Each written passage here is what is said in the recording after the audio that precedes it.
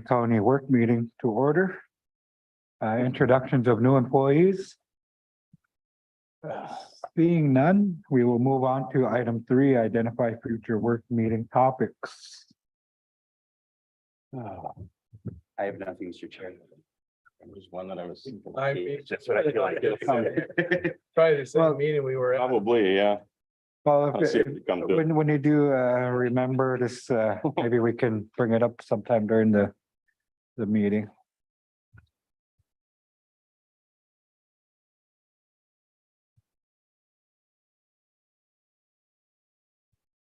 I did get a message that Commissioner Lukacic will be joining us, but will be late. Block or something. Yeah.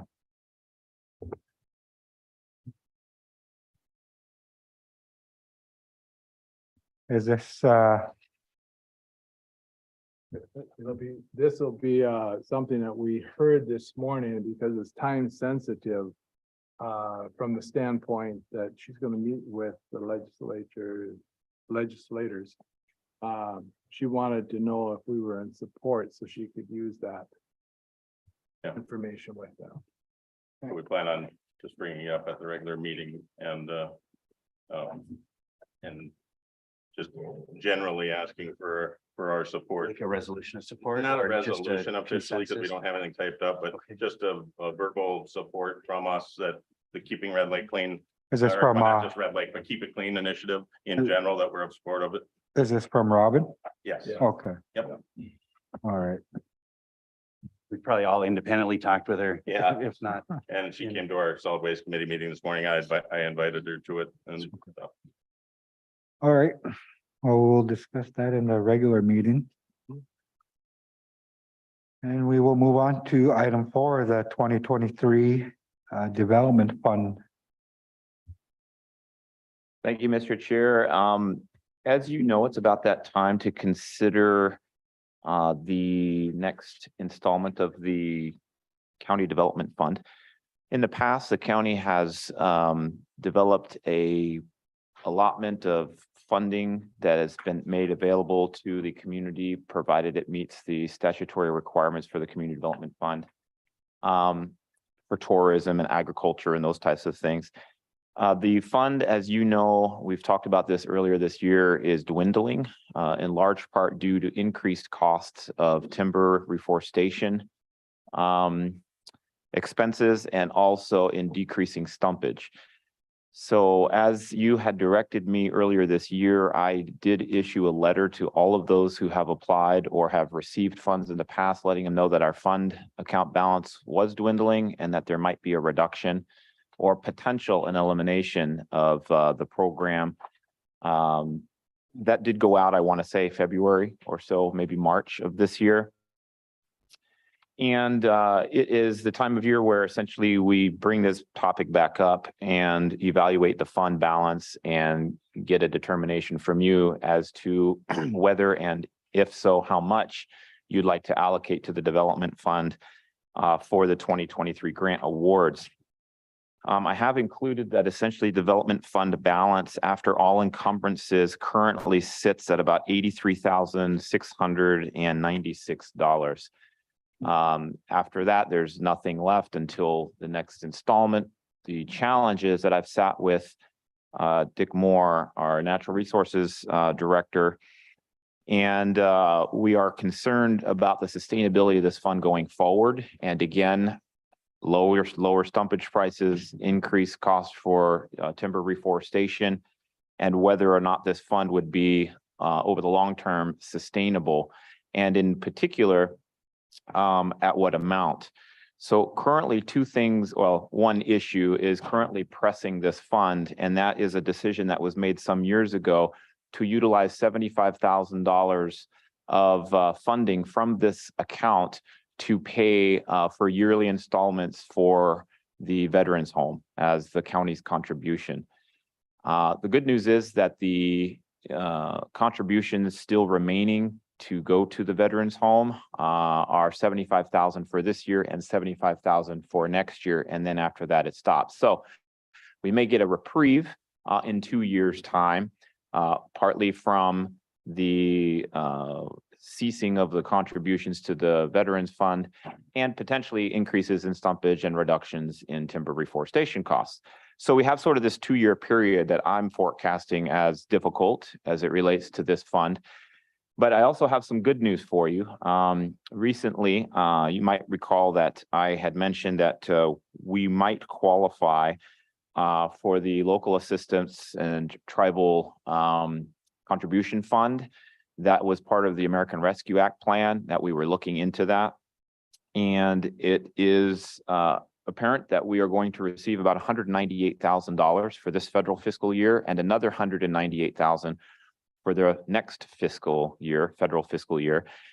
Those were funds we had not anticipated getting, nor did we budget for. So this is a bit of a windfall for us. Sorry, Tom, would you please say where are those dollars coming from? Yeah, so it's the LATCF fund, and that is the local assistance and tribal, I can't remember what the C stands for, but it's a separate fund that was set up by the federal government to go to jurisdictions that had essentially like federal contribution funds, or almost like PILT monies. And so if you had a nexus with the federal government, you could access these funds. Each county got a different funding allocation. Our allocation is the $198,000. And it is only for fiscal year 2022 and 2023, and that's the federal fiscal year, which of course runs October 1 through September 30th. So we're in federal year 2022. In any event, if we were to utilize that funding source, you could shore up this fund and utilize those dollars to then make grant awards similar to those that you have made in the past. It would be my recommendation, and of course, we'll be looking for a formal decision by the board at the regular meeting, but it would be my recommendation that you consider possibly adding $100,000 of the, I don't even know how you pronounce the acronym, but it's the LATCF fund, as I've just mentioned, to put into this program. That would achieve a balance of 183,000 plus. And then if you did a $90,000 award amount or grant amount in total for this year, that would be in alignment with what you did last year. And it would also set us up for success next year as well, without having to move any additional funds, because we do expect to get maybe 15 to 20,000, possibly more, in next year's allocation. And Mr. Moore will talk to us about, later. So that would be my recommendation for your consideration. Of course, you could move the entire amount. I will tell you that I do have some plans for some of that money, which we can talk about a little bit later. One of those is for the employee appreciation program that we are also trying to stand up. I've mentioned that to you as well. I don't think we need very much for that, but there are some other opportunities we might be able to utilize that funding for. And so therefore, I don't really want to devote the entire amount, but if that's your choosing, we'll do as you wish. So again, my recommendation would be to consider adding 100,000 from the LAC or LATCF fund, bringing the balance to $183,696. And then also would be recommending that you run the program as is in the past and make your full grant award the $90,000 for the year. And then we just go through the process as we've done every other year that we've run the program. So that's what I had for your consideration today. This item, as I mentioned, is also on the regular session. So I wanted to create time and space to discuss it here. And then, of course, so we'll need a formal recommendation in the regular session. All right, well, I guess I'm still trying to learn more about this LATCF fund. I'm right now I'm really uncomfortable with allocating any types of dollars from this to anything until we I guess until I get a little bit more information on what it's used, what kind of contingencies come along with this fund. And to me, this is we have a larger pressing issue before us in regards to the development fund that, we really need to address. So I'm just kind of wondering, can PILT payments be used to maybe offset some of this, from other or agencies within the county, such as maybe the roads. I know the roads get PILT payments. Is there some other way that we can look for money? I mean, in the past, I've never allocated my, my whatever was whatever we got each year. I mean, I always underfunded a lot of these programs, anticipating that this day would come where we would have to really address this and tighten our belts. And I think, as you stated, we are at that time where we do have to tighten our belts. Can we take a year off? I'm not too sure. I know a lot of these, a lot of the payments go towards, the fairgrounds, roughly $35,000 a year goes to the fairgrounds. I'm constantly reminded that is county property. So if it's county property, why not put that on the levy? That way we can distribute, the dollars to other organizations that do fund. So, if there is any type of action in regards to this LATCF fund, it's something that I'm not gonna support tonight, because I feel like we need to get a little bit more information on what it really can be used for, other than a fund to make up some differences. So that's my thoughts. Are there any others? Well, I'll ask, are there any strings attached to these dollars? Yes, thank you, Mr. Chair and Commissioner Olson. I'll read it directly from the Department of Treasury's website here that says the Local Assistance and Tribal Consistency Fund is a general revenue enhancement program that provides additional assistance to eligible revenue sharing counties and eligible tribal governments. The American Rescue Plan appropriated $2 billion to Treasury across fiscal years 2022 and 2023 to provide payments to eligible revenue sharing counties and eligible tribal governments for use on any governmental purpose except for a lobbying activity. So that's the only string. You're not able to use it to pay for lobbying activities. Well, and I mean, if it talks about tribal governments, I mean, I think we have a huge homeless population that, needs to be addressed. And it, maybe some of these dollars could be allocated for that. Like I said, I would like to really discuss this and come up with a plan before we, allocate any dollars to, to the development fund. Mr. Chair? Yep. When do we need to, when's the kind of drop dead date as far as designating these funds? I mean, is there There really isn't. It's your program. So you kind of set the timeframes Right. here. Typically, as I have read the documents and we've administered the program, it's generally around this time of year that we start talking about what the allocation needs to be. We get that allocation established, we set it up in the application form, we send out the applications. Typically by November, we're receiving applications, and typically you will make your selections in December. And then we make our notification late December, and people start drawing on the funds as early as January. If you ran that late because you wanted to modify and study this more, I don't see where that'd be an issue. It's not like folks are lined up at the door January 1st looking for funding. The funding requests come in throughout the early first and second quarter typically of the year. So you have time, but it's just that time to start talking about it. So that's why it's on your agenda. There's no decision you need to make necessarily this evening. It's on your regular agenda, anticipating that you, according to the past schedules, would make that decision. But if you need more time, we can push that and put it to another meeting, and you all can talk about how you want this funding to be utilized. It didn't go through the budget process this year because we didn't know that we were going to have it when we put the budget together. So it is a little bit of a windfall in that way. And then maybe just to follow up on Chairman Sumner's thoughts about the homeless population. We did receive $720,000 also for a grant, which we knew we were going to get.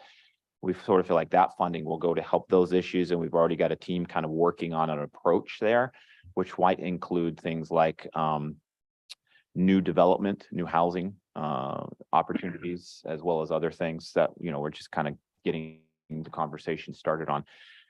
But anyways, if you want to run this program, I just wanted you to be aware, this is the development fund program. I want you to be aware that those funds are dwindling because of the strains that we've been mentioning over time. Some of which come, you know, get relieved after the veterans home final payment gets made next year, end of next year. But there is no time frame. Mr. Chair. To follow up on that, I just wanted to say that I look at this fund over the years as kind of our economic opportunity, that we really don't have another engine that we kind of put into play for that. So this is one way with Greater Bemidji, with Fair Board, with other agencies, that we can do our part to bring more businesses and establishments here to Bemidji, to Beltrami County. So I would hate to see it not funded, and it looks enticing a bit to me with this LACTF funds. Mr. Chair? Yep. Do you have a recommended amount if we were to not use the LATCF funds? Commissioner Barry?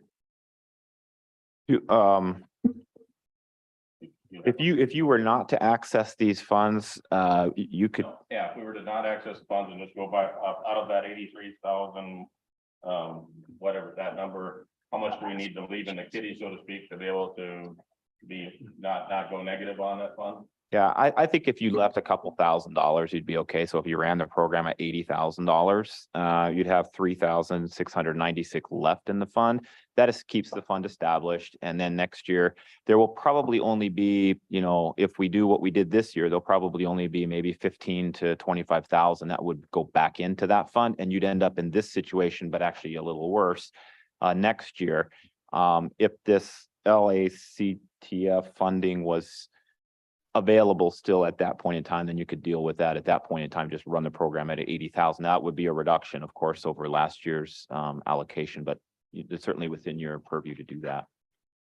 Or we could, instead of taking a whole shot, we could use 45,000 or something this year, and maybe we'd be able to 45,000 next year without tapping into that additional money or whatever too. But I also think that it might be a little concerned that we're kicking the can down the road if we do use the LATCF fund, because that's not going to be there forever either. At some point, these organizations are going to need to potentially get weaned off of it.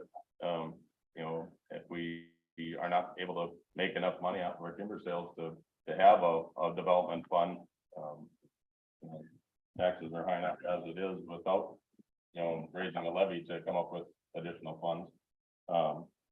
So I think I'd be leaning more towards a reduced amount, not the whole 80,000 that he said we could just use, but a reduced amount, maybe 45, 50,000 or something like that. Of the, Of the 83, if we aren't going to use the LATCF fund. I'm kind of with you, Commissioner Sumner, about whether or not to use those funds for this. Yeah. Pluses and minuses, I think.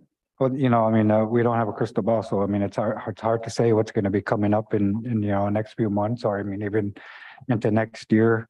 You know, I think we do have to start trying to figure out a way to tighten our belts when it comes to the development fund. You know, I mean, we really try our best to support, you know, all the agencies that do apply for it. But I mean, I think, you know, Mr. Moore has done a great job over the years, you know, reminding us that timber sales are dwindling and things like that. So, But Yeah. Mr. Chair, I'm sorry, I'm not sure that saying that timber sales are dwindling is an accurate statement. You know, there are fluctuations in the market. We had, if I remember correctly, and Dick can correct me if I'm wrong, but we had some kind of one-time costs in these last few years here of some large replanting and other things like that aren't necessarily going to recur. And stumpage is maybe a little bit low prices on stumpage, but that doesn't mean that that doesn't mean that they're going to stay in the basement. They're going to climb again and come back up. I'm sure we can't predict everything, but we know that those prices go up and down. If we didn't allocate this money to the veterans home, we would be in a lot better shape. I'm not saying that that was a bad decision. It was a really good decision. It's a really great use of those funds.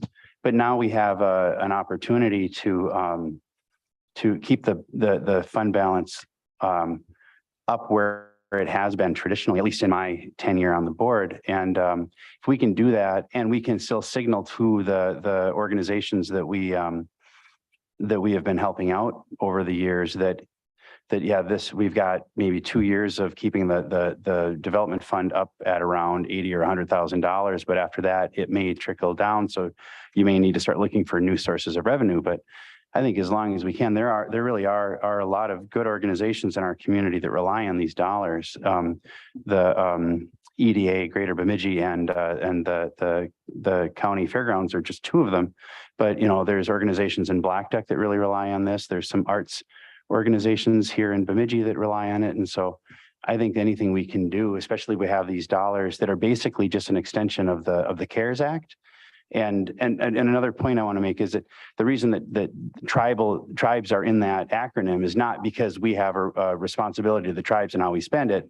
It's that tribes are also getting these dollars, right? So it's counties and tribes are getting these dollars. So I think that if we're not going to use it to buy down the levy, I think we should use it to invest in our community, and I think it's an absolutely appropriate use of the funds.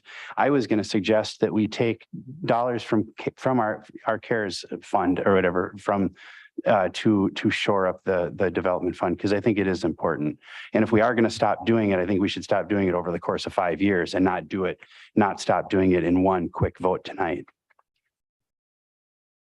I tried to keep that as concise as I could.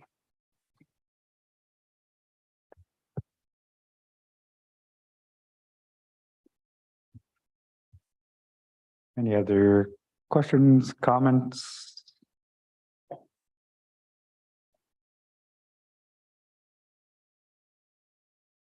Or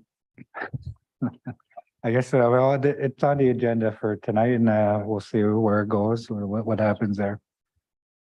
So, all right, we will continue on. Health and Human Services. Becky? Good afternoon, gentlemen. Becky Secor from Health and Human Services. I'm here to give you a little update about the procurement process for managed care. I know a couple of you sit on the Prime West board, so you might have some additional comments after I'm done. But basically, we went through the procurement process in 2022. Beltrami County recommended Prime West as our sole source managed care organization. The state did not agree with us. So they recommended also addition of Blue Cross Blue Shield. We went through mediation and a legal process, and we're back to square one. The state has ongoing recommendation of Blue Cross Blue Shield for both our family and children's services and our seniors. SMBC will still be Prime West as the sole source. So with that being said, we went through that process. I don't know if there'll be follow-up processes from Prime West and other organizations, but for now, beginning January 2023, we will have Blue Cross Blue Shield for both of those services. So I just wanted to give you a little update about that. We have been in touch with Blue Cross Blue Shield and met with them a couple times so far. We heard from them a little bit about their services, their benefits, and the process. So in early November, our members will start getting letters from the state identifying that they have these choices. They'll be able to select either Prime West or Blue Cross Blue Shield for their services. And they'll have to make that decision by mid-December. And starting January 1st, we'll be able to use their Blue Cross Blue Shield for both those levels of services. They also, Blue Cross Blue Shield reached out to us. We've had a meeting with them about our Seniors Plus, where in-house we provide care coordination or case management for members of Prime West. Blue Cross Blue Shield has a similar model of service, so they have asked us if we would be willing to contract with them for care coordination for our seniors. So in a nutshell, what that means is we would be providing that same level of service for Blue Cross Blue Shield in our managed care department. Right now, we employ about 14 people on average that provide that service at some level in the community. The things I wanted to tell you a little bit about that was for that service, for our transportation, for our targeted case management, and for our eligibility programs. What that means is there would be a change in how we do our business. And I'll give you a couple examples. So right now, our managed care coordinators work for people that want services 65 plus. We have a whole process that we use, care plans, audits that happen through Prime West. Those would shift a little bit with Blue Cross Blue Shield. So we'd have to learn a little bit different model of service. Their funding streams work a little bit different. So right now with Prime West, we have a capitation process. They have a fee for service process. So it would mean some changes within Health and Human Services. How we determine eligibility might look a little bit different. How we get payment for our targeted case management might look a little different. And why I'm bringing this up is we don't know. We have a lot of unknowns, but we know there's going to be change. We don't know how many people will choose Prime West. We don't know how big these changes are. We just know there's going to be change. So I just wanted to give you a little heads up on that process and those changes. The Blue Cross Blue Shield folks were kind. They came and met with all of our leadership staff, offered up a little bit different model of how they work and who they provide services to. But they were open to working with us and moving forward with the whole process. So that's good news. But is it, I mean, Mr. Chair, this is just so frustrating because we have been maintaining, and state statute in plain language says that if we want to, we can decide that we are going to go through a county-based purchasing model and that we get a monopoly on MA and Medicare. And so then DHS comes back to us and says, no, you're not giving the consumer any choice. And by opening it up, now the consumer will have choice. Never mind the fact that we have one healthcare provider for the most part, but now we'll have two insurance companies, one being Prime West, one being Blue Cross Blue Shield. Oh, but by the way, Blue Cross Blue Shield is going to contract the work out to the county. So at the end of the day, what the hell is the difference here? I mean, what is, I just fundamentally do not understand what DHS's goal is. This is a much more complicated way of getting to the same result that we have been doing for 20 years on our own. Yes, I think we can all speculate on the politics behind this, and I have my own opinions, but at this point, we went through the legal process, we went through the mediation, and this was the final determination, and time is ticking quickly. I mean, we basically have until January 1st to make some of these decisions and move forward with a process that's going to change some of our business models. So it's a little bit, it's certainly frustrating on our end to have this quick timeline to try to get this all worked through. But in a nutshell, we said to DHS, you have to follow state statute. DHS said, no, we don't. And then we go to a judge and the judge says, DHS doesn't have to follow state statute. Okay, Mr. Chair. Tell me where I'm wrong. I'd just like to state that on November 3rd, on the Thursday that we normally go down for a meeting, each of you will be invited to attend that meeting from noon until about 1:30, either by being there personally or by Zoom. So maybe some of those questions would be answered, but Becky's correct. We need to keep moving in order to be ready to do the paperwork. And I compliment again Becky for her not only the hard work that their department is doing, but for her leadership in this, because she really was under the gun earlier in the year, not being able to talk about it, but asked to do all the work. So thank you, Becky. And I appreciate, and you know that I'm not berating you. I'm just expressing I'm using you as an opportunity to express my greater frustrations. You have done an absolutely great job. You know, I mean, you've made this as good as it can be. I do want to say that Jim Prisbilla will be here on November 2nd to present also. I had invited him to come today, but he had another engagement, so he couldn't make it. But he is planning on coming on November 2nd, which will give opportunity for further questions to him. I have a feeling at a bigger level, there's more legislative work that's going to be done, and probably some future changes. But for now, that needle is moving fast, and we just want to be able to respond and let you know we don't have all the answers. We just know there's going to be changes, and we want to bring you along as those changes happen. I don't know if we'll need to ask for more personnel. I don't know how the funding is going to look exactly. I just know that we're pushing things really quickly right now, and want to respond as quickly as we can. And also wanted you to know, with those letters going out, that you could potentially be getting a phone call from somebody confused about those letters. So the letter's basically going to say, member, you have a choice, and it gives them a selection box to make that choice.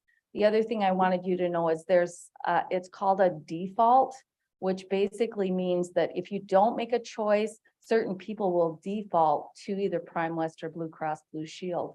And that default won't happen as much in children and families, but in the seniors, it will default every other person at a certain point if they don't select themselves. So there's just some things I want you to be aware of. I don't know if it's going to be 10 people or 1,000 people, but it's likely we'll see some change, and we're going to need to respond as an agency as we know more about the funding, more about the services, more about the demands on our staff. We'll come back and report out to you and hopefully get your support as we move forward. And Becky, do you refer to Jim coming on the 2nd? Are you maybe the first? First. Because It's the first, yes. first, You're right. okay. Yeah, the first meeting in November. Thank you. Yes. Mr.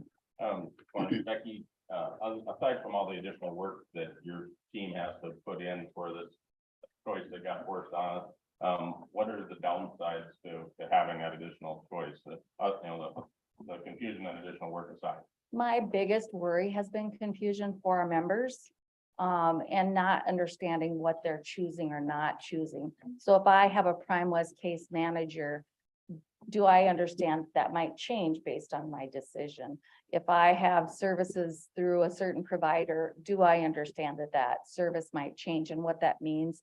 If I don't make a choice, do I understand that I'm automatically going to get put into one of the plans? So there's some education of our members that I worry about.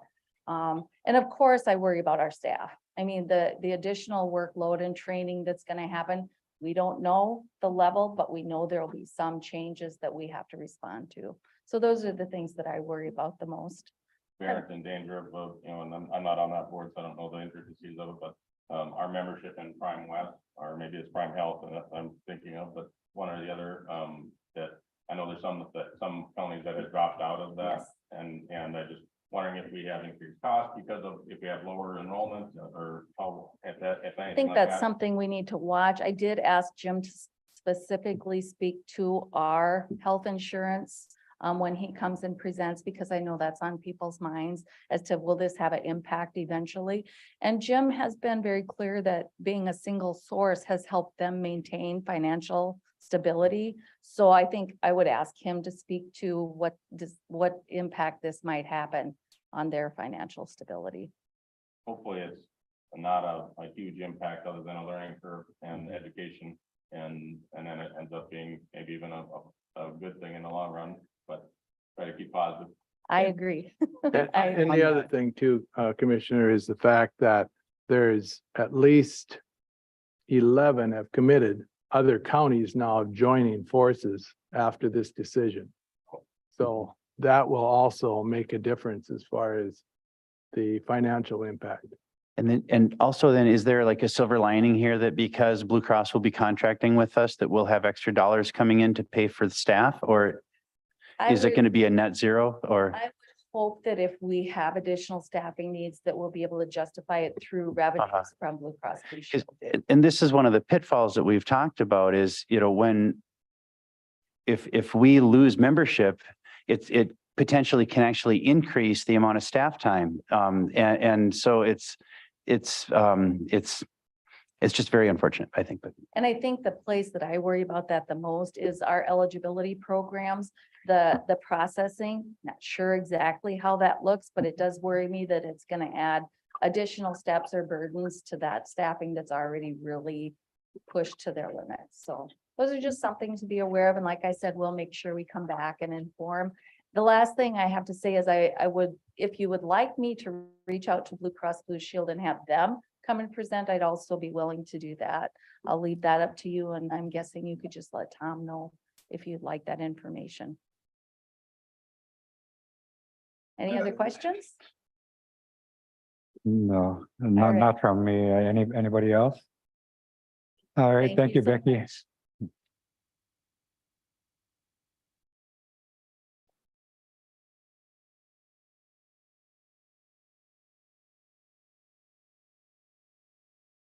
All right, we will continue on to item 6, the election update. Jody?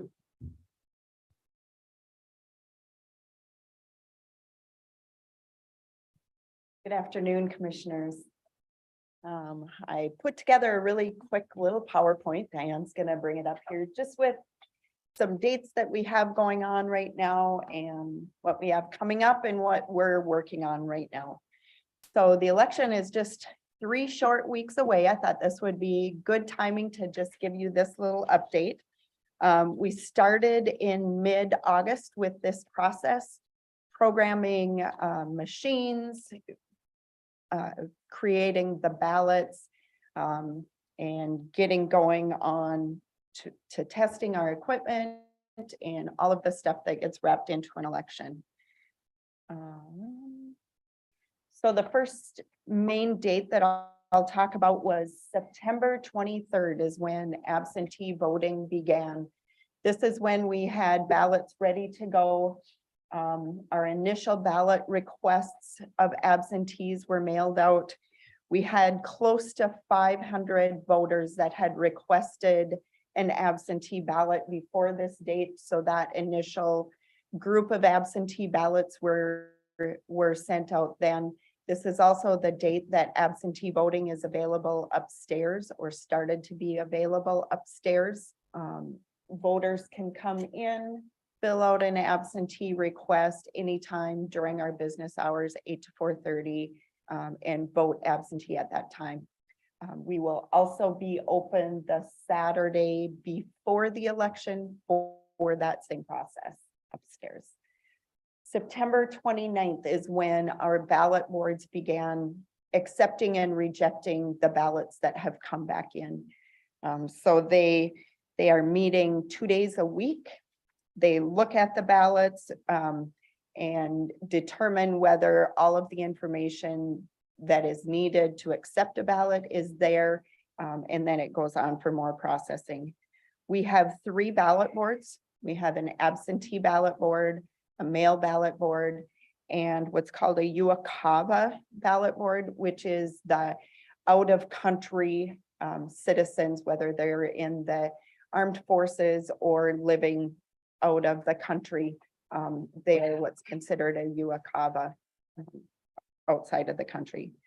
October 11th is when all of our mail ballots for mail ballot precincts were sent out.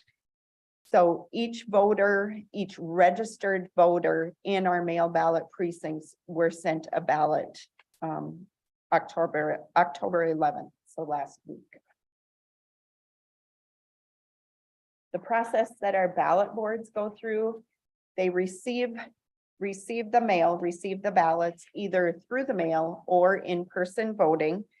The mailing envelope is then removed and the signature envelope, which is inside the mailing envelope, is date stamped and given to the ballot board. The ballot board then compares the data on the signature envelope with the data that they put on the application. If the data doesn't match, if their driver's license number is different on the two forms, then our election judges on the ballot board move on to confirming if it's a correct signature. Accepted ballots, if the signature or if the voter ID, whether it's a driver's license number or a social security number match, all of the information matches, the signatures are on there from the voter, from the witness, then that ballot can be accepted. At that point, it's entered into the state's voter registration system as an accepted ballot. And then it's alphabetized and secured in a locked cabinet until tabulation begins. Envelopes that come with mismatched data on it or missing information, those ballots are rejected at this point. The rejected ballots are also entered into the state's voter registration system, and our staff contact that voter that put in that absentee ballot that was rejected with a letter, a phone call if it gets closer to the election, just to make sure that they get their replacement ballot and can vote. These two pieces are entered into the state's voter registration system so that a voter can track their ballot. And that can be done at the MN Votes website, mnvotes.sos.state.mn.us, and they can go on absentee ballot status. Well, Jody, a quick question about the tracking and whatnot, and I guess I'm assuming that, based on demographics,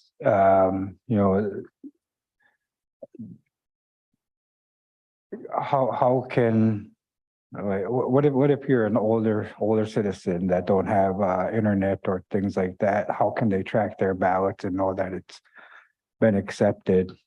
They could, other than on the internet, they can always call our office to see if we did receive it back from them. Okay. But the only place that it's visible for the public is this MN Votes website, but they can always give us a phone call. Okay. Or stop in. Okay. As of October 17th, so our ballot boards are meeting Monday and Thursdays. So as of yesterday, we have processed 859 ballots. 833 of those have been accepted. 26 have been rejected. The biggest reason for rejections is an issue with the witness. You'll recall in 2020, because of the pandemic, restrictions or guidelines, rules and guidelines on those envelopes had changed, had lightened because of the pandemic, and they did not require a witness signature. So we're seeing more than half of, actually 18 of the rejected ballots are because either the witness didn't sign, or an issue with the witness. So that's the biggest reason why we're seeing rejected ballots. We've had a few that didn't have a voter signature. One, I believe, that didn't have an identification number written on the envelope, and then a few that the identification numbers did not match.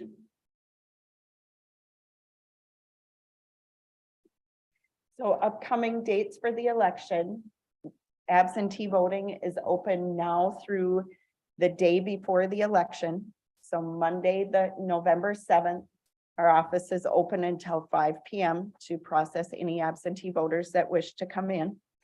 We are also open the Saturday before the election, November 5th, again, in our office upstairs from 10 a.m. to 3 p.m. Mail ballot voting is open because the county auditor's office is the actual precinct for mail ballot precincts. We can accept voters who have lost their ballot or are not registered yet. We can accept them through election day at 8 p.m. So we're open November 8th now through November 8th at 8 p.m. for anyone with mail ballot issues, whether it's losing their ballot or needing to register.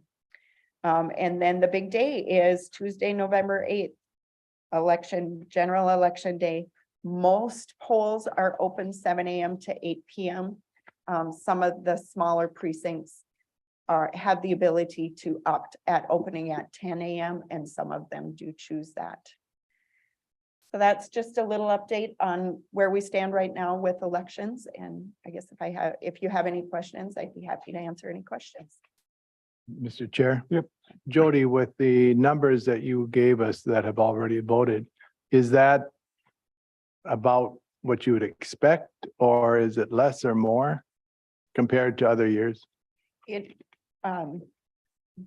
last election was extremely high for absentee voter turnout. I believe we had close to 15,000 ballots processed through our office upstairs. So we're quite a bit lower than that, but that was the pandemic year where rules were lightened some, and some voters were not comfortable going into the precincts and voting. So I believe that absentee turnout was much higher during the last election. This, I would say, is pretty close to a normal election, midterm election year. Thank you. Are there any other questions? All right, Jody, people continue to still ask me about last election and election night when votes were being counted and how a person was had higher votes 1 hour and then they were less another hour. Can you remind me and maybe some of the folks that may be watching on how that happened or to I guess the process of reporting to the state and things like that? Sure. One of the changes that was made because of the pandemic is our election processing period was extended. It was extended, I believe, it was either another 7 or 10 days. I don't remember. I don't recall exactly which one. To allow for anyone who had an absentee ballot that it would have time to get back in through the mail. So instead of ending on election night, as does most tabulation ends on election night, the processing went through that extra 7 days or 10 days that we were allotted for the pandemic from the Secretary of State's office.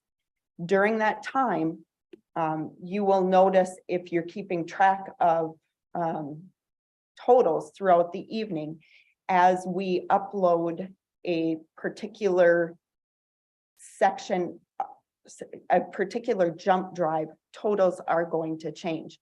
For each precinct during that election, we had election night jump drive, we had absentee jump drive, we had voters that came in and direct balloted, and then we had ballots that were part of that late coming in.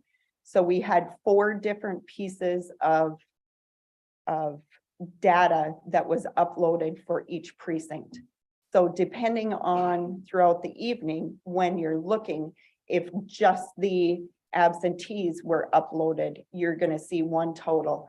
If an hour later, the precinct comes in and we can upload their election night data, then that is then uploaded to the state site. So those numbers do fluctuate throughout the evenings. And Mr. Chair, and I think it just bears mentioning also that as you're watching those results come in on the Secretary of State's website, those are not official tallies. Those are I guess, unofficial tallies, right? And then it gets officially certified later. So those are, they're normally accurate, but sometimes there are errors in reporting, and then they get corrected as the evening or as the next day or days move on as things get sorted out and finalized. And then an official tally is published. That's correct. After all of the ballots have been processed, then we go through a proofing process. We take all of the machine tapes and we proof that to what the state has. And once we've gone through all of that proofing process, then we have the canvassing, where we go through the processes there, the vote counts there. And once the canvassing board meets and signs off on the election, that's what makes them official results. So another question people ask me is like in the metro area, they can call their races, maybe an hour or two after closing.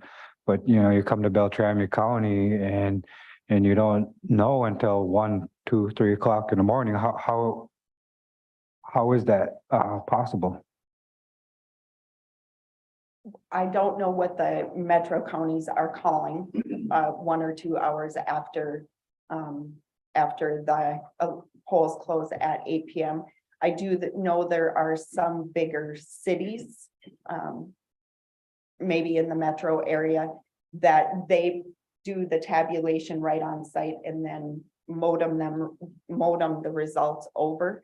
That may be a process that they do. We have our furthest precinct comes from the Gregola area. So they have almost a 2-hour drive after polls close to get everything balanced. And then their 2-hour drive to get down here. So there's that extends it a little further for Beltrami County. We have quite a few precincts that we go through. I don't know what other counties, metro area, how they would do that. I concur with Commissioner Sumner on that. You're looking and you'll see other neighboring counties, even though not just the metro, that the results are in usually significantly earlier than Beltrami County, and hopefully it's because we're trying to measure twice and cut once and not have errors, but it's just obviously all of us that are involved in election would like to see the results sooner than later. Well, I do know that one neighboring county in particular, as the election judges from the precincts bring those jump drives back in, they immediately upload it to the state. So they have everything uploaded immediately. Where when our election judges come in, they sit down with someone from my staff, one of the deputy auditors, to go through to make sure all of their signatures on the rosters balance with the number of ballots that are in the ballot box. And so we make sure we have a balanced precinct before then we upload that to the state. So that maybe could be, I know that's a situation where we're taking a step back and making sure everything balances as compared to the neighboring county that we have that just uploads it. And then the next day goes in and makes sure everything's balanced and makes changes if it is not. And Mr. Chair, I think, the auditor's office is only as fast as the slowest precinct, and the auditor doesn't have control over the precinct. And so if you have a precinct that maybe has historically really high day of registration or same day registrations or other things like that, that can slow down the process of finishing everything up at the end of the night. And so there are things beyond Jody's control that will lead to later than preferred reporting. But also, I think that we need to just remind everybody that's listening to this that this is Minnesota. We have the tier 1, top grade election system in this nation. We can be very proud of our election system. We know that it is secure. We know that it is accurate. We know that it is fair. We have accounts, audits, and recounts that have proven time and time again that we have a safe and reliable election system. And we should really be careful of people that try to make hay out of sowing doubt in this system that has been proven over and over again to be really top notch and really a leader in the nation as far as how to conduct elections. Jody, thank you for providing an update, and thank you to your staff for doing the work that they do, because I understand that they're probably doing double duties with the election and payroll and auditor work. So thank you, ladies. Yeah, thank you.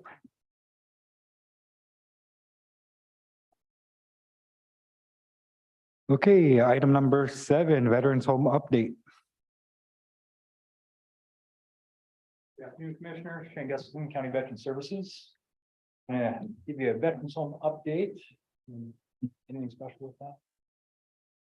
Oh, back. Okay. So we're just going to cover the resident applications, construction progress, and recruitment and staffing and community support, and what we have coming up next. So this is a current picture of the Veterans Home as of yesterday. They provided that to me, and we are building the best in Bemidji. We are excited for this. The community is excited for it, and it's coming along great. Process and criteria. We've been working extensively with Minnesota Department of Veteran Affairs for the application process. A number of different ways for those to be sent in through direct emails, which is secure, or through regular mail. And we help our veterans and family members of the veterans fill them out, make sure that they meet the rules and criteria, and all the additional documents that go with it. So this is an example of what the 2-page application for admissions looks like, as well as the website that they can get the information and download the application. If they're unable to download the application, they can come into the office. We help them prepare that and explain all the other documents that need to accompany that application as well. As of yesterday, I spoke with field operations with MNDVA. There have been 220 veterans applications that have been sent in for the new homes, and 54% of those applications are for the Bemidji Veterans Home itself. So there's been a lot of work done with our community, with our counterparts to get the applications completed, sent in. There have a little bit of misinformation, and I don't know where it generated, but just want to make sure that everybody knows it is a skilled nursing facility. It is not ancillary or domiciliary or assisted living. That is, veterans have to meet that need of skilled nursing home level care. So we've been working with all of our veterans in the application office to make sure that they are aware of that. And we also have our radio show. We put that out, try to revisit that just about monthly as well. With MNDVA, they've been very happy with our efforts on our end to contact our veterans in the event that they send an application up from home that was incorrect, missing a signature. In a lot of cases, it's just simple as that. We contact our veterans and they come in, we fix it, and we send it through the secure email, and their application continues to move forward. Wide range of ways that the veterans can hear about that. And as you can see, it's newspaper, radio. We also did a lot of that with our county fair. We had our posters and boards up, and our applications actually there on site. So we explained that to the veterans, and after the county fair, we had a lot of veterans come to the office for this. A little bit on the construction update. These are current pictures. These are from a couple weeks ago, but they are on track. The superintendent explained to me yesterday that they are on track. Everything, all the target dates are still there. And the exterior paving, that's actually taking place this week. They're going to put the 2 inches of asphalt down, so they won't have to work in the mud through the winter. As far as the building envelope, he said that they're almost completed with that. They have the plastic up, they have the winter heating, so they'll be able to continue doing their, structural insides, drywall, wiring, air ducts, and finishing that up as well. And here's some new current pictures as of yesterday of the interior. So you can see that they're moving along from, I believe it's south. They're starting in and moving through the facility as they go. So there's been a lot of work done.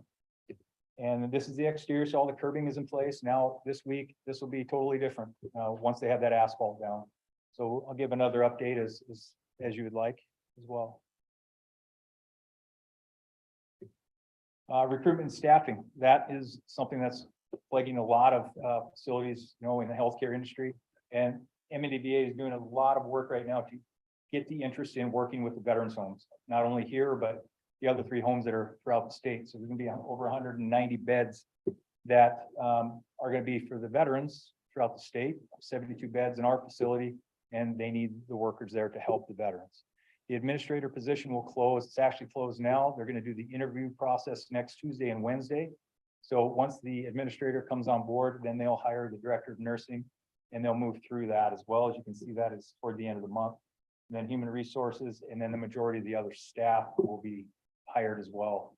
So it's getting the word out, making sure that everybody knows that there are jobs available and they can find that information at mn.gov for the applications as well. And they can set that up. So if they find a job they like, they can put an alert and then be notified when that actually opens. And as far as community support, we're continuing our effort to get the information out to the community so local businesses and vendors can work with the state through the veterans home, whether it's somebody that wants to provide haircutting services.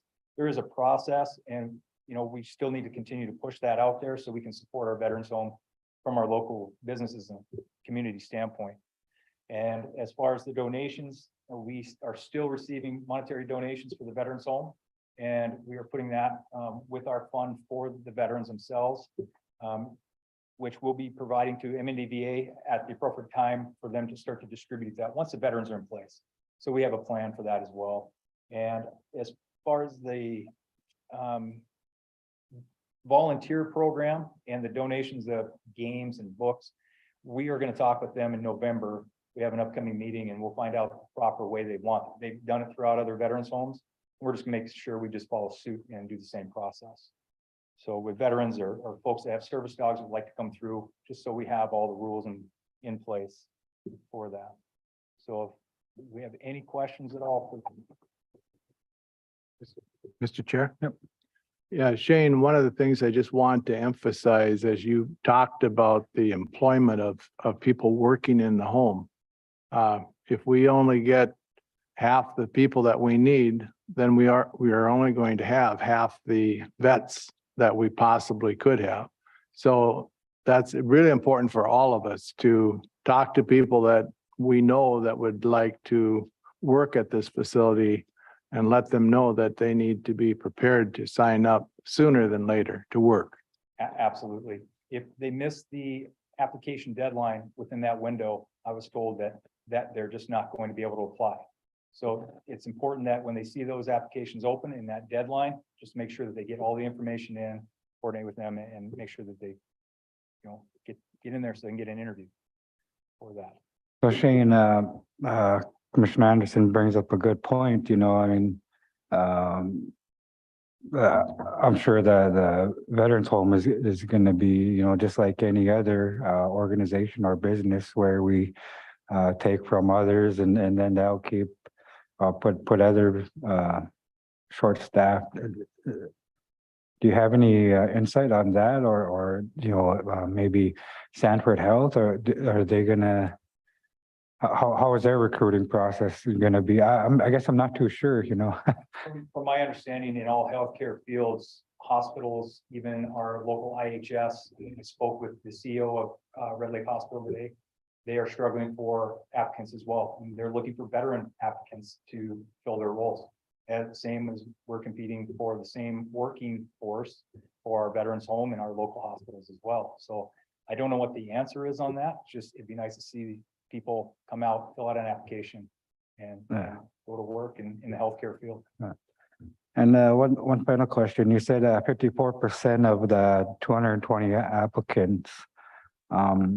How many of them, you know, are coming from Beltrami County, or how many of them are coming from? 120 of them are coming from Beltrami County. 120. Yeah. I Okay. don't know. I guess I can't give accurate data on that. I don't know if it's something coming from another facility, say down in the cities to come back up here. I just know the total number is around 120 applicants that they've received. Geographically, I don't know exactly where they're coming from. Okay. All right. Thank you. Which, Mr. Chair, I don't think was a big surprise. I mean, we've been working on this for a long time and we knew that there was a big need. We knew that Bemidji was further away from any other veterans home like it than any other geographical location in the state. And so we knew that there would be a lot of need that we would probably fill up as soon as we opened our doors. And now, given that we have the staff to staff it, but Absolutely. Mr. Chair, I just think to remind people that Commissioner Lukic sat on the task force for this and worked along with your predecessor, Scotty, and Joe Benny for Benny. many years, and it's awesome to see it finally coming to fruition. Absolutely. All that work was definitely worth it. And it's impressive to see where it's at, where we are today. Yes. Any other questions, comments? Thank you, Shane. Good. Well, thank you.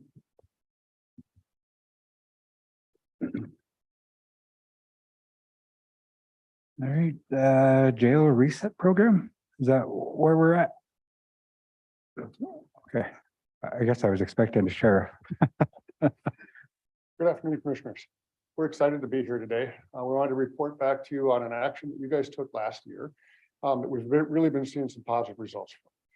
So last year we came to you to request permission to fill a case manager position in what we were developing at that time was Health and Human Services and the Sheriff's Department were working together to develop the reset program, which was a reintegration program that helped jail inmates reintegrate to the community. One of the things that happens when you go to hire people, you try and find the right people, right? Well, we got the right person at the right time doing the right job. And she is doing fantastic work, and it's really exciting. A couple of things I'm going to give most of the presentation to her so I can get out of the way. The plan was to do some short-term case management and carry small caseloads with individuals in order to help them move through the system. Some of the things that we were looking to do was help them get set up with medical assistance, mental health counseling, medication management, psychiatric care, independent living skills, employment assistance, chemical dependency referrals, parenting support, ECFE, and nursing home visit and referrals to all different programs that we have in our community. We'd planned to cover part of the cost of this through cantina funds from the jail, which we have been doing. I think it's about $20,000 we've been getting from the cantina funds. And then we were looking at our social services time study covering about $15,000 of the position. And then we were hoping for about $15,000 worth of billing being done in direct service that Amanda was going to be doing. And we've actually exceeded that. We've made 20,000. And one thing to keep in mind is for about the first 3 months of the program, it was just starting up. So we had less billing available on the front end because we were still trying to build the program.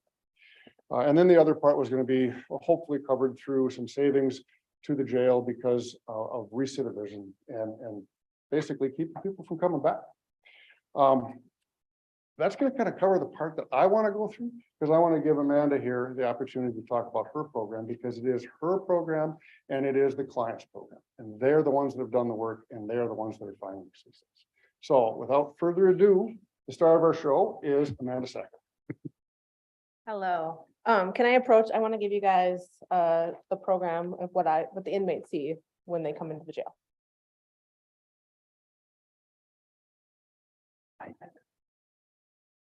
Thank you.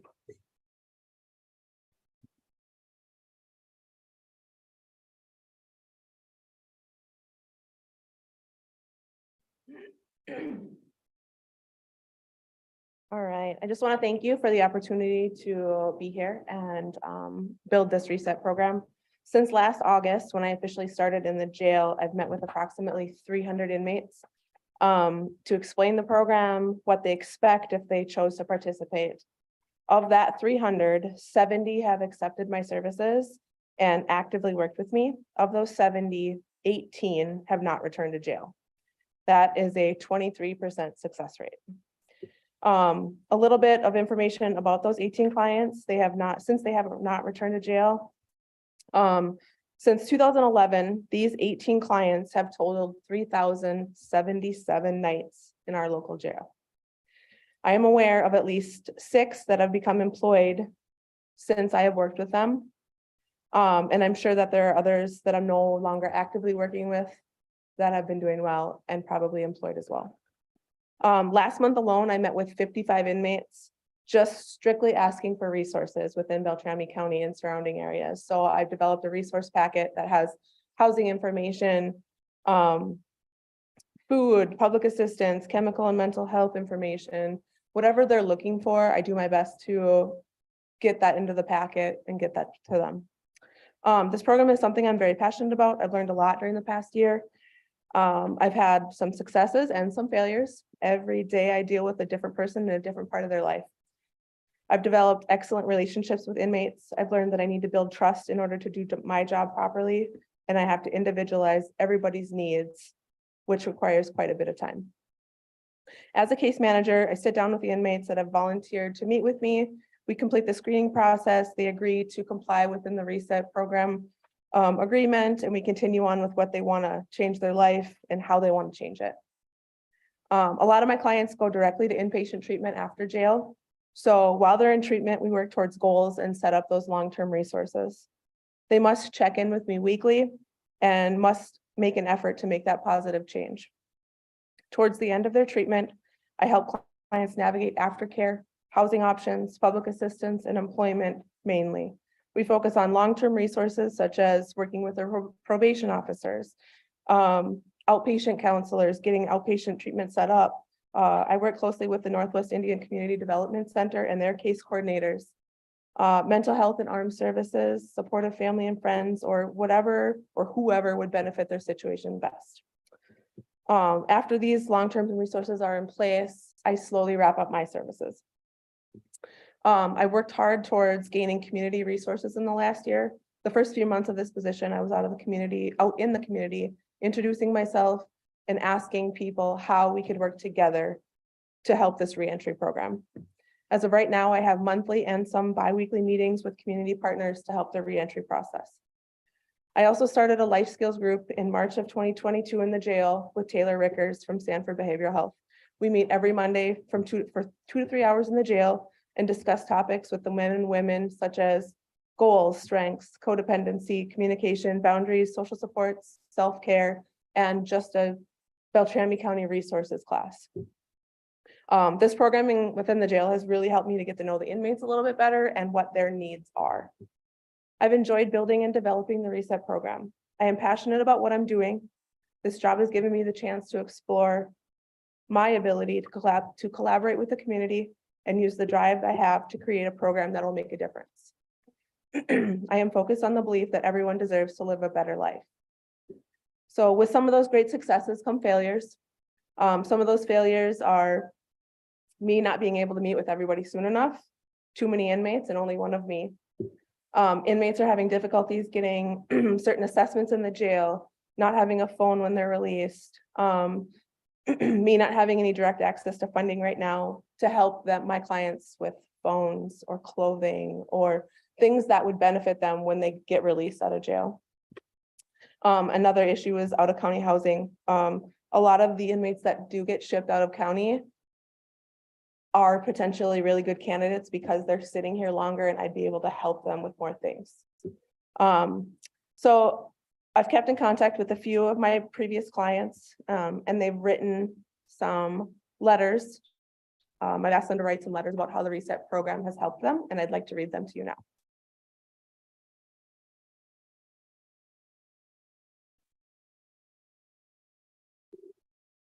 I am 31 years old, originally from Deer River, Minnesota. I graduated with my high school diploma and have 4 children, 3 daughters and a son.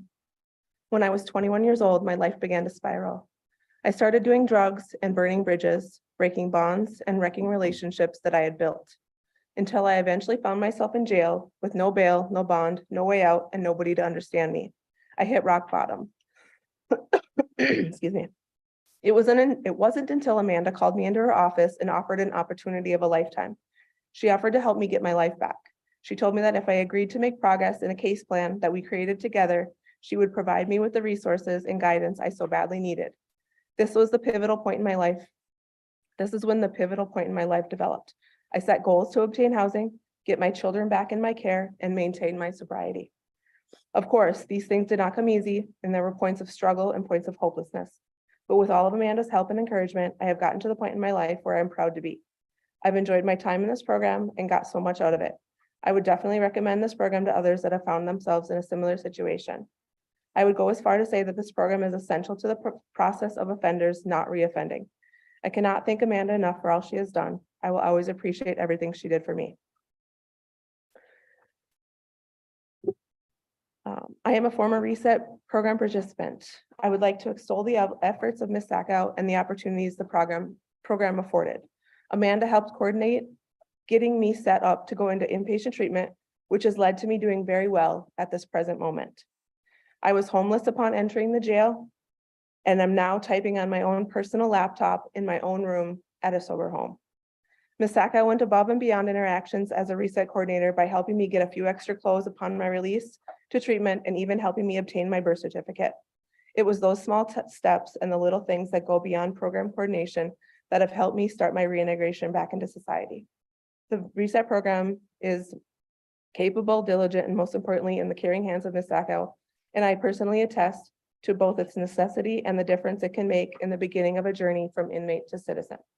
I am grateful that this program exists and that I was able to benefit from it. Those two letters are from actual case management clients. And then I get through team messenger in the jail, just some thank yous here and there. And this is what I wanted to share. I just want to say thank you for everything you've done for me. You're a big asset to the jail and the inmates.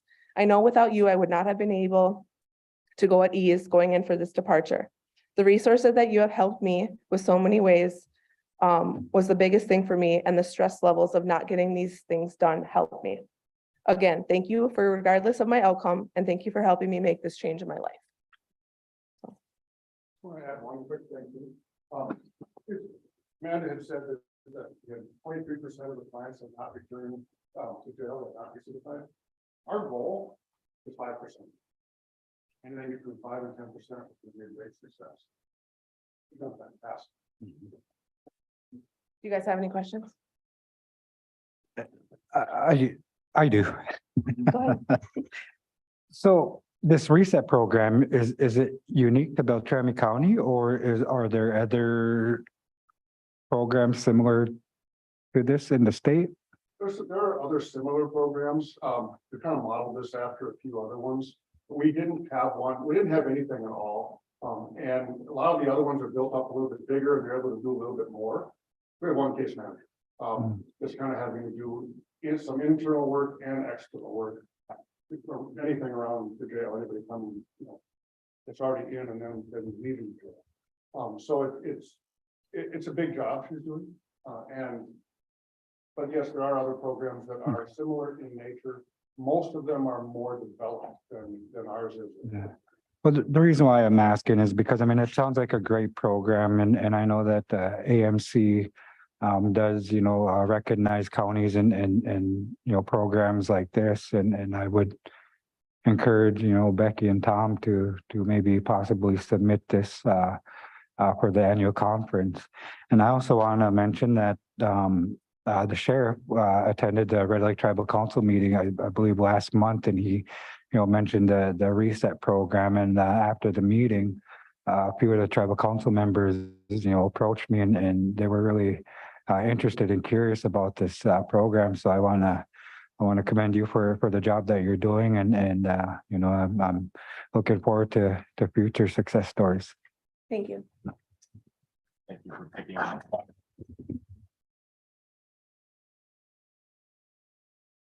Mr. Chair, I know that Amanda is leaving, but before I just want to see how many shades of crimson we can make her turn. I am lucky enough that in my professional life, I interact with Amanda almost every Friday at 11 when we have a Zoom meeting with various agencies and organizations that work on housing and homeless issues. And she's a great asset to the community. And I think we need to also commend the sheriff for having the vision to look in, and Becky, and look into novel solutions to try to get people the services they need to get them. Maybe it's the same thing that I say to people at the shelter, I love you, but I don't want to ever see you here again, and finding these novel approaches. The sheriff is also partnering with Sanford Health to make sure that people are getting the mental health treatment that they need. you know, that they can sustain the treatment regimens that they're on. And these little ways of helping people find their birth certificates and driver's license and getting them hooked up to services, you know, we can really change people's lives with a small investment, and it's going to reap a lot of rewards for us fiscally and just increase the quality of life of our residents. So I want to commend you all so much for the hard work that you're doing and the work that's going to happen through the jail remodel. I think that we're setting ourselves up for a really positive future. So thank you. Okay, before we continue on to item 9, just in case we run against the clock, we may have to move the administrator's report, depending on how much time is left after the next presentation. So just a heads up. So with that, item 9, Jail Steering Committee Program Subcommittee Report. So it's pretty hard to follow that act because she is really amazing. I have to say that. And my department works with her daily. And so very excited to have Amanda here. So I will be much more boring than that, unfortunately. I'm Trish Hansen with Department of Corrections, and I supervise our probation departments in Beltrami and Clearwater counties. And I'm here on behalf of the jail program subcommittee.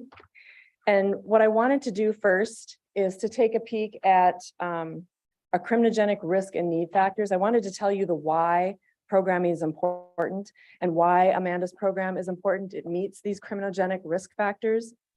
Oh, thank you. Technology escapes me.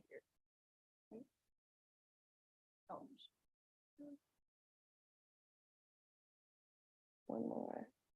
Oh, okay. Calandra made the PowerPoint. She's just wonderful with these great things here. So when we think about criminogenic risk and need factors, there are 8 factors that are statistically significant and correlated with crime. One of them is antisocial or pro-criminal attitudes, values, beliefs, and cognitive emotional states.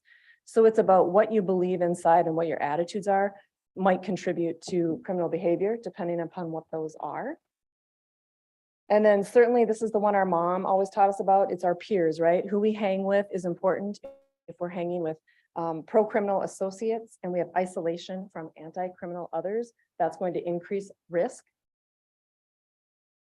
Same is true for temperamental and antisocial personality patterns that are conducive to criminal activity. So that would include weak socialization, impulsivity, being adventurous, restless or aggressive, egocentric, a taste for risk, weak problem solving or self-regulation and coping skills, and a history of antisocial behavior. Those are the big 4. So if we can impact these 4 items, that's going to give us the biggest reduction in recidivism.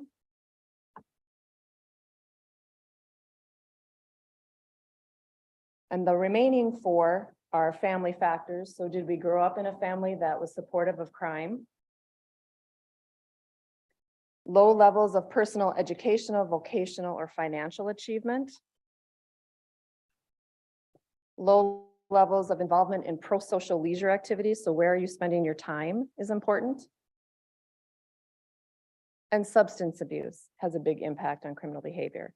Now, any one of those does not mean that we're going to, be the next criminal, but the more risk factors you have, the higher your risk to be involved in criminal behavior.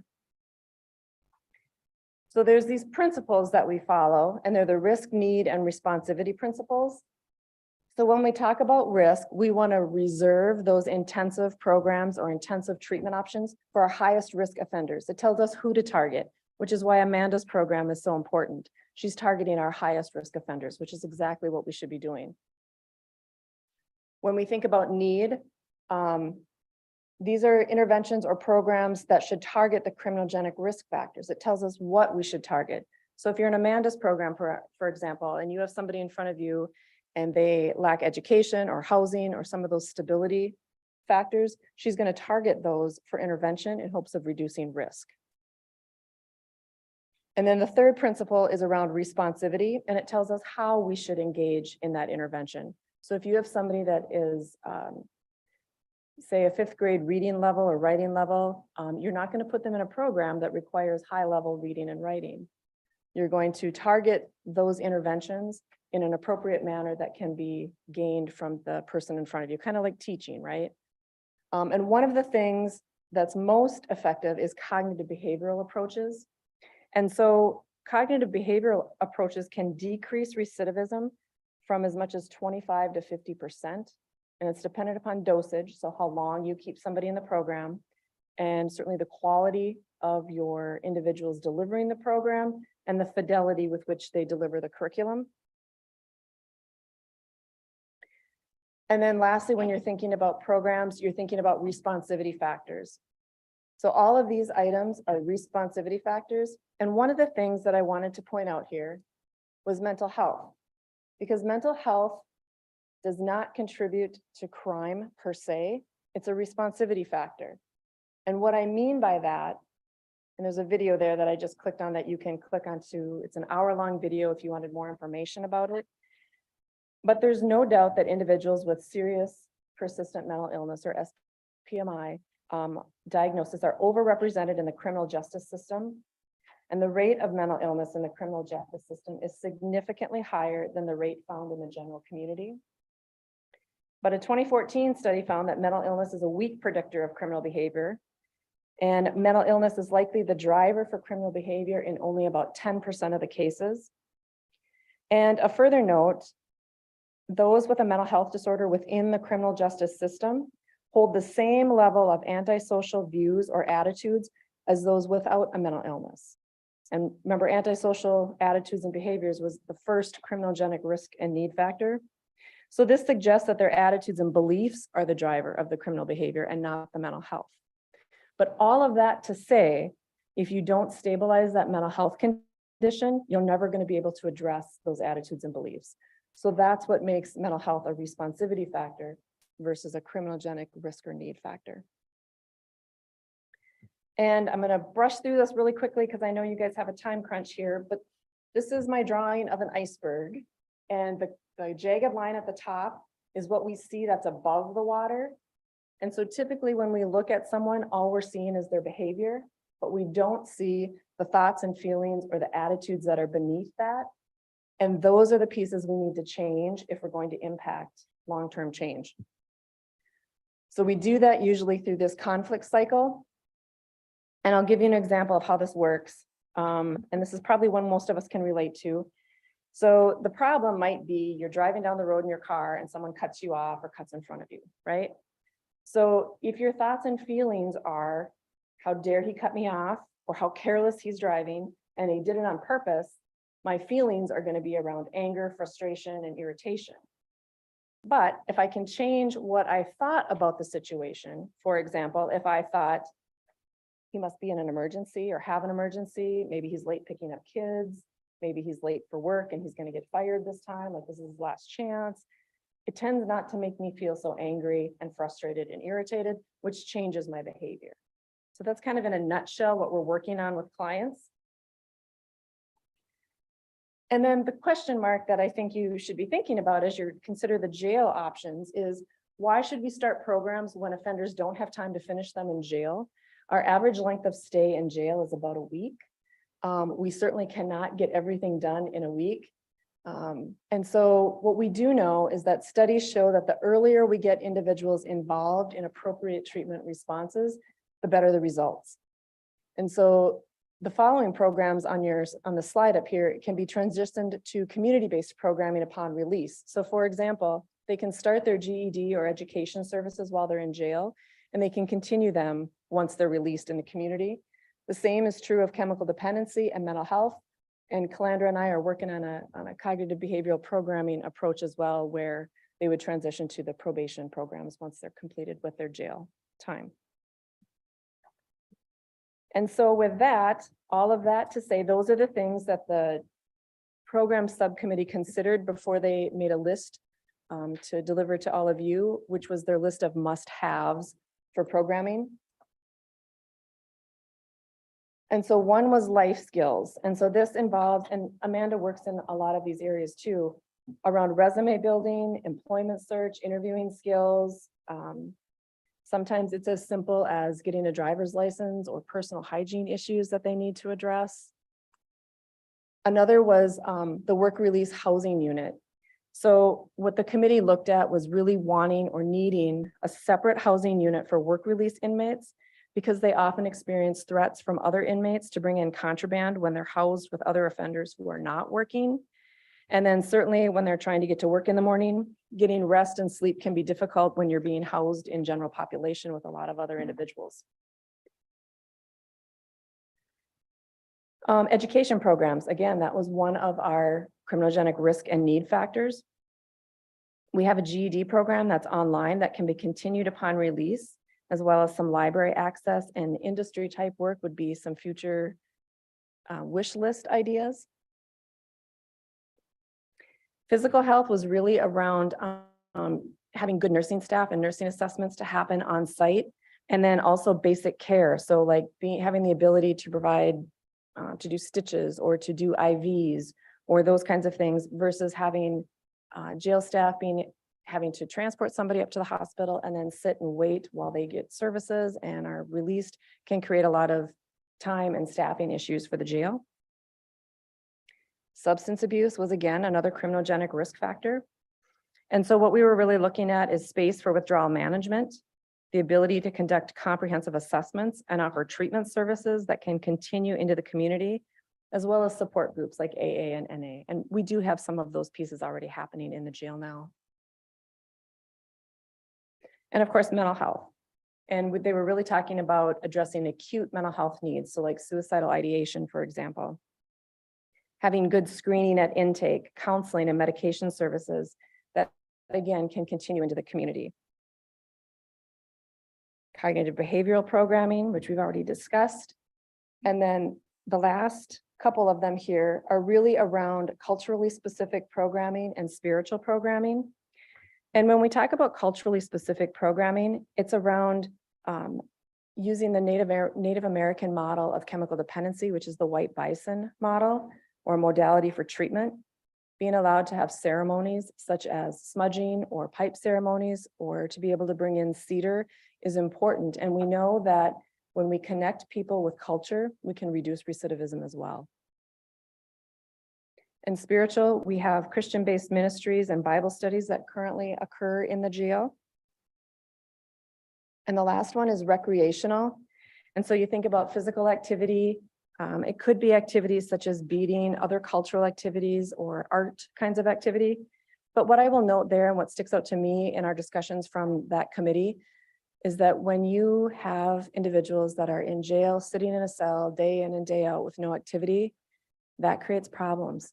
It's the same purpose when kids go out for recess at school. We want them to burn off some energy in a positive way, right? And so that's kind of the focus behind the physical activity piece, in hopes that we would reduce inmate assaults and that we would reduce staff inmate assaults as well. And with that, I will turn it over to Belinda. Thank you for letting us report.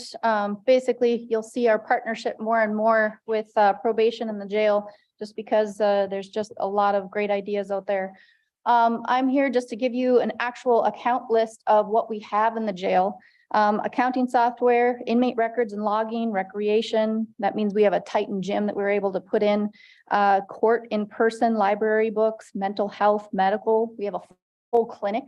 A GED in and out of the facility. The cool thing is they can sign up for their GED in-house, and then when they get released, they can still access it from their smartphone. We have that capabilities, and they do not lose any track where they're at. They can go right where they left off. Life skills groups, indigenous classes, BAPR, which is Bemidji Area Program for Recovery, comes in on one-on-one counseling and different groups counseling. We have father groups. Ministers one-on-one Bible study. We have addictions groups, AA and NA, new beginnings in a spiritual groups. We have obviously the texting devices that we have are an amazing hit. It allows the inmates to contact their loved ones easier and a lot more simply, you know, instead of an actual phone call, because a lot of the time we can't just take a phone call. Remote visitations, we've made that accessible. Inmate worker opportunities, they can actually work off their time, pay off fines, and we'd hope to amp that up as well if we get other services or other areas. We have the reset program, which is our wraparound services, and also EHM.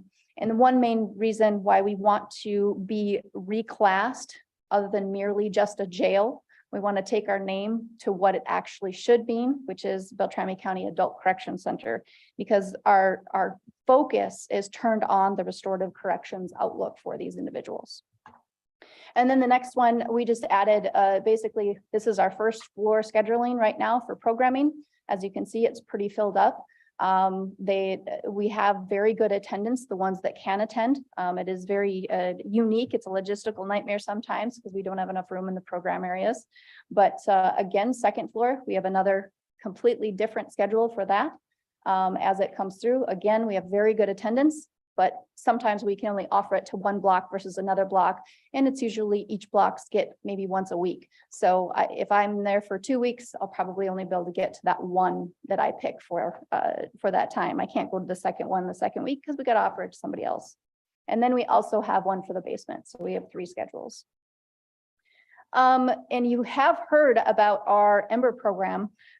This is a partnership with Sanford Behavioral Health.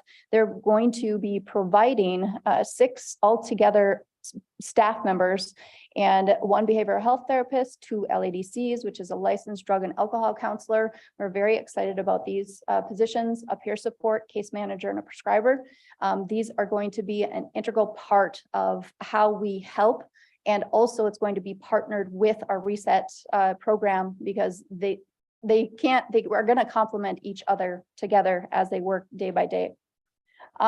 Basically, our Ember program stands for E, embrace the past circumstances and learn from them. M, motivate interest and enthusiasm in making a change for the present. B, believe to hold on to the truth that they have strength to change their future. E, execute the individual plan that was developed for them. And R is to remedy to follow that remedy to continue to move forward with their day-to-day plan that were laid out for them to eliminate the past by developing their future. And that is basically what it is directed to do. I think I have a couple other pieces. And Ember is basically a dying spark, piece of wood or coal in a fire. It needs help. It needs oxygen. It needs some form of life, maybe another piece of wood, maybe another piece of paper to put on there to ignite it. Our goal is to reignite these dying people and get their spark to be, or their ember to become a spark. And that is hopefully to get their spark back in life. And that's truly the ultimate goal of this program. And we hope to see, obviously, the results from that. And is this one mine too? Okay. And again, so space limitations for programming. We have 10 inmates at a time. That's pretty much it that we can do. We usually house 8 to 12 individuals in each housing unit. So if one housing unit says, yes, I can go. Well, if there's 12 in there, 2 of you have to stay back. Who's staying back this week? That's the difficult part for it. We'd love to have all of them together if they can, get along. Why not? The more the merrier. And to me, I think it gives them activity and other items to talk about with your people that are in custody at the same time. Average daily population, we're 140 to 150. That basically is the people who we have housed out of county and who we have under our roof here. Due to the space limitations, again, like I said, it's a case-by-case development of who gets to go. So A block, you went this week, B block, you can go next week, C block, you can go this week. And that's just how it goes as what we have to do logistically. Definitely inadequate design. We need correctional grade structures, working on that. Hopefully next year, that's on my next plan. I have different sheets that I've got to go through, and next year I think we're able to afford a few upgrades in our tables and chairs. Professional visits are always a challenge. We only have 3 conference rooms. Conference rooms are usually used for our areas, our staging areas for new bookings. We have no place to put them. And so we have remodeled our upstairs lobby area for that. It's worked, but we still have to have face-to-face visits for our attorneys and our clients to give them adequate space. It's very difficult. And of course, the lack of space for professional visits increase the number of days that people stay in custody. There's no question about that. We try our hardest to give them as much access as possible, but for us, safety and security is top priority, no matter what's going on, and we have to make sure that we maintain that at the highest level. So, and I think you are next. And so just as a quick wrap up, our committee did look at alternatives to incarceration. And so these are programs that contribute to a reduction in jail days served that have been in place, well, the earliest, of course, since 2007 with our DWI court. So those individuals that choose to participate in those programs get a reduction in their jail time. And then there are other opportunities to reduce our jail population. However, I would note that justice planners, when they were here, indicated that really, even if we implemented all of these programs, we would really only impact the jail population by a very small percentage. Like they took a guess at around 5%. So there really isn't a lot of low-hanging fruit to be able to implement these programs. And we do have electronic home monitoring currently available. We do provide pretrial supervision in domestic violence cases. So there are some small steps that are being taken in those areas. Questions or concerns? Mr. Chair? Yep. Right at the very end of your presentation, that was part of the reason that we lost our work release program. Because the judicial system said the folks incarcerated were just too severe to be trusted to a work release. So it comes down to a basic principle in my mind, is positive reinforcement versus negative reinforcement. A lot of countries use the negative reinforcement. I believe your first DUI in Finland and Norway, the Scandinavian countries, is 1 year at hard labor. That's a negative reinforcement technique. They have very little recidivism, but pretty harsh. Pretty costly too. Yeah, exactly. So the reset and what you folks are talking about, that's the way to move this stuff forward. That's how you decrease the number of people that are in the jail. And by the way, there's 20 people in the room right now and 10 of them are running for office. I'm not. So I'm telling you this because I really care about this stuff. And I've been following it my whole career as an elected for 14 plus years. So the next county board should really be thinking about reset and what Trish, what you're talking about, Calandra, what you're talking about, the positive reinforcement of incarceration and trying to get those folks back on an education mode, back on a life skills mode, back into being a positive influence rather than just wondering when they're going to get arrested again or what the next infraction is going to be. So I'm a big student of the psychological positive reinforcement versus negative reinforcement. And the new jail should steer towards that goal of trying to get a facility that, folks goof up. Once they're there, that tends to be the beginning of the spiral downhill. But if we get those programs like Reset, what you folks are talking about, that's how you turn this whole incarceration and too many people for jails, build bigger jails. That's not the solution. It's not. And it's the right thing to do to offer that programming, but even more so if we're really invested in public safety and our communities, it's really about reducing that recidivism rate. Because if not, then what are we doing? Mr. Chair? Yep. I can't help but see an analogy or a comparison to the Northwest Juvenile Training Center.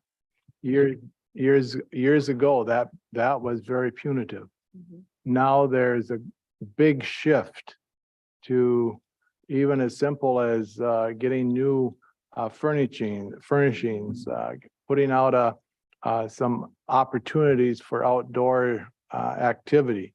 And it's really changing, I believe, that culture within Northwest. So I'm hoping that that also will have some impact as these kids grow up to be adults. I couldn't agree more, Commissioner. Yes.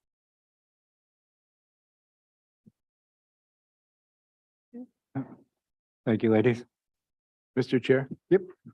Yeah, that, they kind of jogged my memory as to a future topic that I couldn't think about. And that's the insurance being cut to inmates as soon as they're arrested, not after they're judged, but as they're arrested. And I think there are other counties getting involved with sending letters and lobbying the feds to look at this as so people that come in to help us with the mental health and medical issues can actually bill these inmates. So. Yeah, you bring up a good point there, Commissioner Anderson, and maybe Tom had jotted some notes down to ask our neighboring counties tomorrow on if they have anything in the works, whether it's at the state level or the federal level in regards to this. I think that's one good thing about district meetings is we can find out what other counties are doing.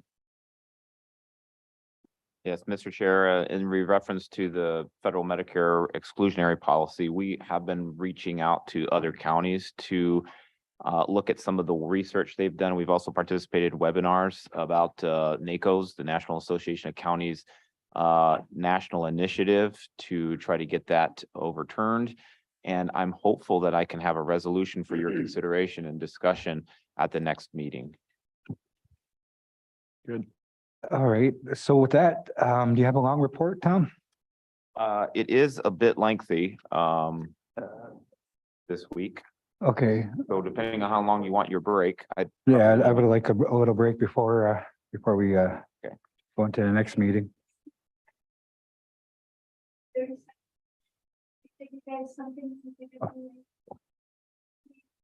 Sure.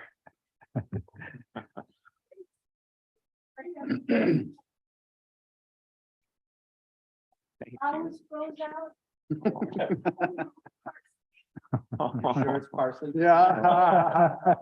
We're wondering. wasn't taking a case.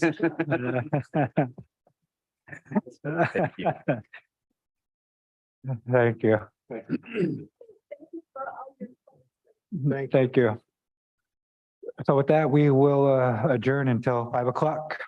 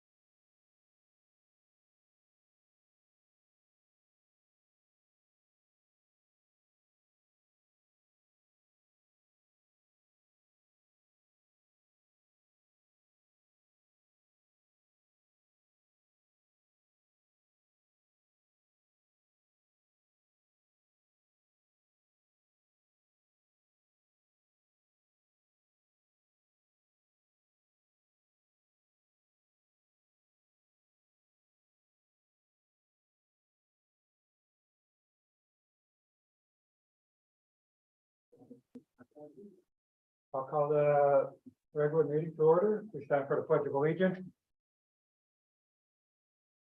I pledge allegiance to the flag of the United States of America and to the republic for which it stands, one nation, under God, indivisible, with liberty and justice for all.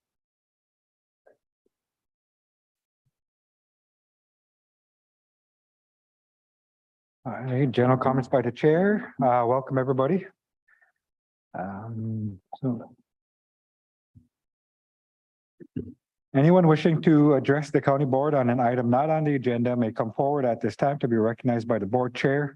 Please state your name and address for the record. Comments are limited to 5 minutes. A personnel complaint against an individual county employee may not be heard initially at a board meeting. Personnel complaints may be submitted to the board in writing through the county administrator's office. A person addressing the board may not use profanity or vulgar language. I think I can qualify with all those. My name is Paul Welly. I live at 6507 Lavinia Road. I'd like to talk a little bit about kind of a, let's say, a more holistic approach to this jail project. I've been on a number of boards over the years, especially our First National Bank Foundation and the George W. Nielsen Foundation. I'm also an advisory committee for Andy Wells as Wells Academy. Back in 2007, for instance, we helped start the DUI court. Judge Bench came to our meeting and he said that he'd work one day every 2 weeks if it wasn't for alcohol and drugs. I think it was, can't remember his first name, chief of police at that time was Mr. Priest. He said that 80% of crime has something to do with alcohol and drug, one way or the other. So we've helped a couple of other organizations get started, but my experience over the years in these foundations have been really great. You know, we have a wonderful community. We have so many people that are volunteering their time and doing different things, but I think we're kind of losing the battle on this drug and alcohol treatment. And of course, it's affecting our crime situation. It's going to go in the future. A friend of mine is an OBGYN at Sanford Clinic. He said about 35% of the children born in the hospital are test positive to drugs. I guess I don't need to go into any further, but I know hundreds of people in our community go outside our community for treatment. And so that's something that they could do here, but instead they're going other places. And the farther you go, some people are going to South Dakota, some people Fargo, Duluth, Brainerd. It's important to have the family be part of the therapy. You know, the results of, you know, less recidivism, so to speak, is directly correlated with the family being able to participate. And of course, the farther away you go from here, the harder it is for the family to be a part of it. I've talked to the Hazelden Foundation. They have a nationally recognized treatment program in Center City. Part of their mission now is to help outstate Minnesota set up treatment facilities. So they'll advise you on how to set it up, who to hire, all kinds of extensive things. So I just wanted to put in a strong word for the county board to seriously consider trying to get ahead of this drug and alcohol thing that's really permeating our society. And that, you know, I have friends and extended family members who are recovering. It happens to anybody, you know, it doesn't pick out certain income groups or whatever, but it's definitely an issue that we have to do a better job of in our community. And there's help out there, and I think we can do something. I hope the county board takes a serious look at that. Thank you. Thank you, Mr. Willie. Are there any other that are wishing to address the board on an item not on the agenda? I want to remind folks that we do have a public hearing this evening, which is an opportunity to speak in regards to the jail. So, Mr. Chair, yes. I did encourage Paul Welly to speak before, Okay. because it was kind of the bigger picture. It wasn't specifically aimed at the jail, even though it kind of Yeah. tends towards that. But he wanted to give a bigger picture kind of piece too, so. I encouraged him to stand up and speak at the point where kind of on the agenda, but not. So, Okay. Thank you. That was my direction to him as to where to talk. Okay, thank you. Are there any others? All right, seeing none, I will ask for a motion to approve the agenda. Mr. Chair, with the addition of two areas, one being the administrator's comments and the other being keep it clean discussion. I make a motion to agree with the regular agenda. Okay, so the regular agenda would be public hearing, county development administrative report, and keep it clean initiative. Correct. Is there a second? I'll second that. Second by Commissioner Gosvick. Any further discussion? Hearing none, all those in favor signify by saying aye. Aye. Opposed? Motion carried. Approval of the consent agenda. Move the consent agenda, Mr. Chair. Motion by Commissioner Lukic. Is there a second? I'll second, Mr. Chair. Second by Commissioner Olson. Any further discussion? Hearing none, all those in favor signify by saying aye. Aye. Opposed? Motion carried. Regular agenda, public hearing, we need a motion to open. You can just open it. Yeah, well, all right, I think we need a motion. though. You do want to have a motion to open and close the public hearing. okay. So moved. I got a motion by Commissioner Anderson. Is there a second? I'll second. Second by Commissioner Olson. Olson. We've met before. Any further discussion? Hearing none, I'll call for the vote. All those in favor signify by saying aye. Aye. Opposed? All right. I didn't receive is that on the agenda here? What are you looking for? Public hearing. Is there a public hearing agenda or do we just open it up for comments? Yes, Mr. Chair, this is a kind of an extension of the last public hearing you had to continue to collect comments as it relates to the jail project. There's no formal presentation that staff or the consultants have for you. You've had kind of all of those presentations, and of course, all that information is on the website. It's been presented in multiple organizations and through the radio and other media outlets as well. So we don't have anything additionally to add. But it's just an opportunity for the community members to approach the board and share their thoughts and comments that they may not have already supplied through the public comment portal. Are there any citizens wishing to address the board?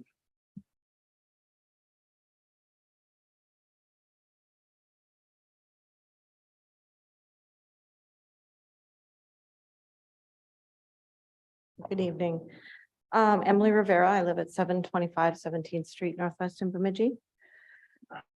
So I appreciate the commission's very active efforts to get the information out to the community, as well as to allow for a number of listening opportunities, regardless of, how many people show up.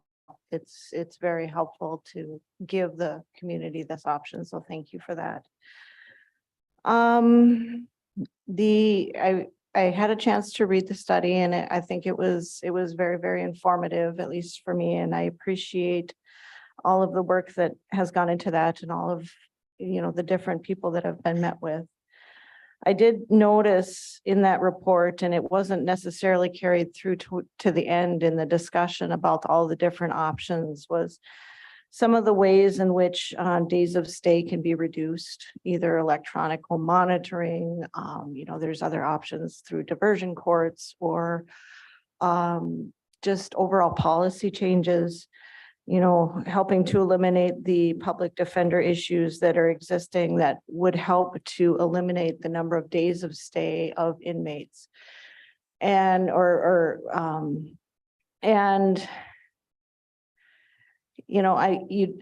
recognize that this is not going to be an easy decision, but I'm hoping that as you consider your choices, that none of the choices will involve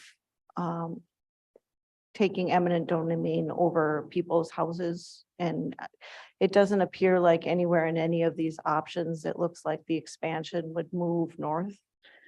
I would support an expansion that would go into the parking lot, but I don't want to see anyone risk losing their housing in this process as you look to expand and look at options possibly for land. I see that, you know, this expansion or even the renovation of the building, I appreciate that would save a lot of the travel back and forth, the travel time. The one thing that wasn't noted was the environmental impact that, you know, all of that travel back and forth to these various jails where people are being housed. And it's not just the time, the staff time, there's also that impact as well, the costs. We don't know what's going to happen to gas prices. So anything we can do to hopefully lower the need for extended stays while also growing a building that is healthy for the staff who work there, that is healthy for the inmates that are housed there, and that accommodates some of the needs of the different groups that are invested in this, whether that's attorneys needing to meet with their clients,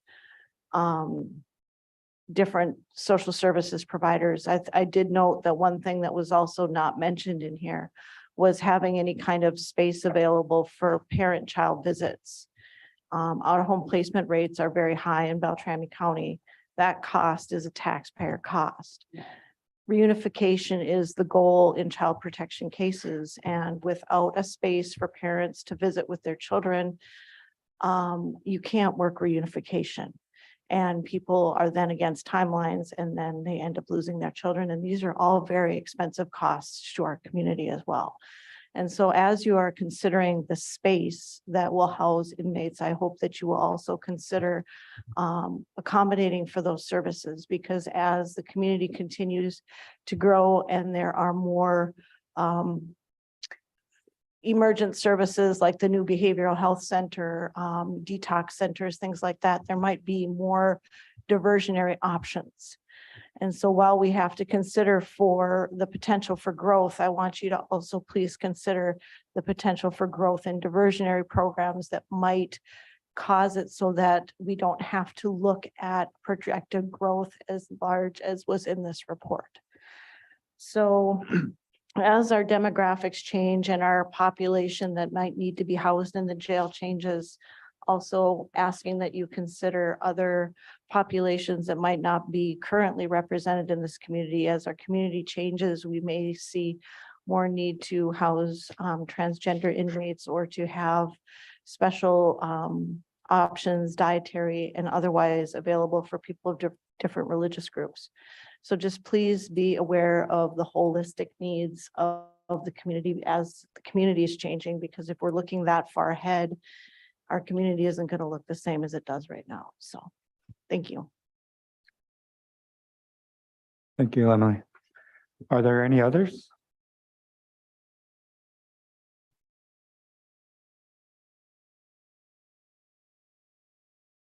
Are there any other citizens wishing to speak to the board? Mr. Chair, if there are not, we do have some information for you relating to the public process the county has run so far. This is in regards to the online public portal that we have been running for the last month and a half or so. We have preliminary results from that, both in survey data as well as general comments. If you'll entertain it, Mr. Ben Matson is here from Construction Engineers to make a presentation on that information. Okay, so before we do that, I want to ask one more time, are there any others that are wishing to approach? So then after Ben's presentation, then can people approach again, or are we just going to close the? Provided you don't close the public hearing, they can continue to approach. Okay, Yes. all right. Thank you. Ben? So there is a presentation. There is on the data, which is the public comment information, correct? Yeah. Well, thank you, Mr. Chair, Commission, for having me here today to present this.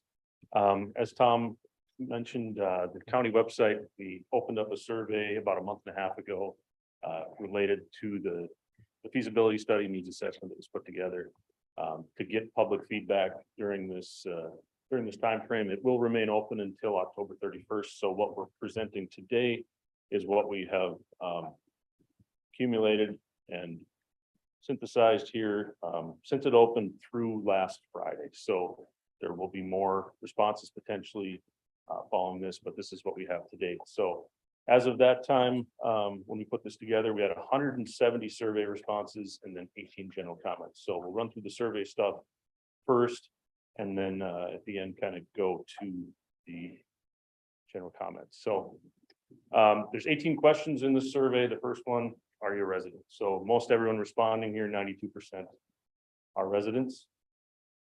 How important is it to you for the county to house inmates locally? So to the comment that was made earlier, most people here, as you kind of see, most all these questions will have different levels of importance, whether extremely important, very important, somewhat important, not so important, and then not at all. So the bulk of the people responding to this, somewhere in that 56% range, say it's either very or extremely important to house inmates locally. How important is it to you that reentry services aimed at reducing repeat offenses are offered at the county jail? Again, very high numbers, 78% say it's either extremely or very important. So public feels that way, I guess. How important is to you that culturally based service are offered within the county jail? 168 answered this. A little bit more spread out in this one, but again, you're seeing over half of the people responding are saying it's at least somewhat to very important at this point. So, and again, feel free to jump in and stop me at any point if I'm going through this too fast. How important is it to you that how important is it to you that inmate behavioral and mental health services aimed at reducing repeat offenses are offered to jail? Got a very high response here of 52% and extremely important, and another 24 very important. So 3/4 of the respondents are saying that's a priority. Services focused on reducing chemical dependency. Again, we're looking at about 3/4 of the respondents saying that's either extremely or very important. Would you support a local option sales tax? So one of the ways to fund this, of course, would be through a sales tax, which would reduce the criminal justice system property tax burden. Respondents we're seeing here right now, they're either very likely or likely to support that. Roughly, doing the math in my head, what's that, 70% are saying they would support that. So 13%. Commissioner Lukic. Quick one, Ben, did you see, I'm sorry, I didn't see it was proposed at Itasca. Did the commissioners pass that sales tax? So Does anybody know? as of right now, that is at the state. They didn't pass a tax bill last year, so it's waiting for the state to approve it, then it would go to the electors. I assume in the fall of 23, assuming they pass it. Because the Itasca County Board did have it on their agenda for discussion. I saw that, but I didn't. You know see- more than me didn't see then. the- Okay, So, thank you. but yeah, they are planning on asking the voters. Yeah, for a 1%. I believe that's. Yep.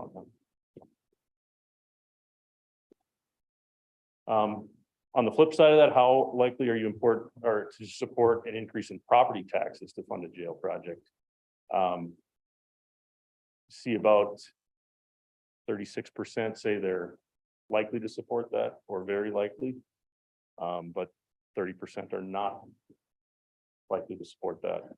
So as you can kind of guess, people don't want more property taxes is what it looks like. So the next group of questions here really goes back to those 7 options that we had run in the feasibility study. So we had those different scenarios of everything from do nothing to close down the jail to build new, renovate and everything. So when you see these options here. I should have studied a little better, but maintain the status quo is the first one. Would you support that? We got about 85% saying they wouldn't support maintaining status quo. Most everyone thinks differently. Support of a 36-hour holding facility, again, very high numbers saying they don't support doing a 36-hour facility. Renovation, looks like we have close to 80% saying they would generally not support that. Expansion kind of starts to go the other way now. We see roughly 60% saying they would or probably would support expansion. Fairly evenly distributed, mostly would not. Building a new jail, we're seeing about 80% here, 70% I should say, saying they definitely would or probably would support a new jail. For about 15% probably or definitely would not. Building a regional jail, just a little lower, about 55% here saying they would support that. Fairly evenly distributed there as you see the numbers. By the way, I will give you a summary of this when I'm all done. So, and would you support closing the jail? Big whopping 62% say they definitely would not support closing the jail. So between that and the probably would not, pretty overwhelming opinion on that. So once we got all those responses, the survey we have puts everything together and kind of lumps things into weighted averages as far as what is what if everyone gave a 1 to what they were most favorable of the option and a 7 to their least favorable. This summarized it. So when you put all that together, the survey computer puts this together and comes up with the weighted averages of what the respondents said. So the most favorable response was to build a new jail, followed by expansion of the jail. Least popular option was closing the jail, followed by maintaining the status quo. So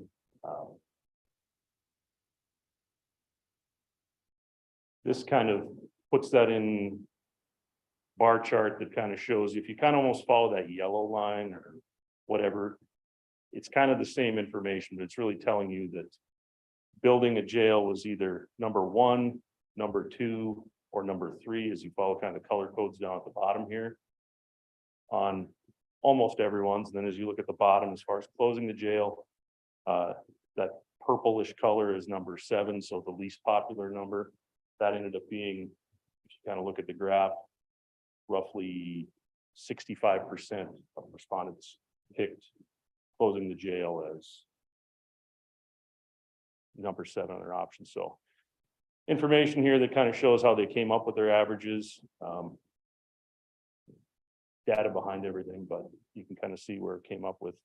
Of the 140 that answered this question, 57 picked the new jail as their top option, 36 picked it as their second most popular option across the board as you look through the whole thing. So with that, we throw in some questions about how they're getting their information. This was fairly interesting to look at. Really nothing a dominant way that people are getting that information from the county, everything from word of mouth to county website, fairly evenly distributed. And then do you feel like the information provided regarding the options is clear? It seems like roughly 80% says it's either clear or extremely clear. So beyond just the survey, we have a comment portal open that people can write in comments, not only on the survey, but also as a separate tab if they don't want to take the survey. So there's 2 different columns here. On the left-hand side, when people take the survey, they can put their comments at the end. So a number of people have filled that out, and then general comments are less. There was 18 general comments, which is kind of this middle column here. So what we did was kind of categorize everything as far as what the comments were. as far as trying to put them into groups. So it isn't just everyone's comments. And again, I'll give you the written comments here when we're done, but probably the biggest thing that was brought up was, an issue with the current system. 17 of the responses said something related to that. 9 had comments related to programming. 6 said we should build a new jail. 6 said we should close the jail. 5 said we should build a regional facility. A number of them just had questions that we can now respond to. So again, I'll hand this all to you. You can go through it in greater detail, but I guess with that, that's my last slide. I would just open it to any questions you might have. Are there any questions? I guess just a quick question of process.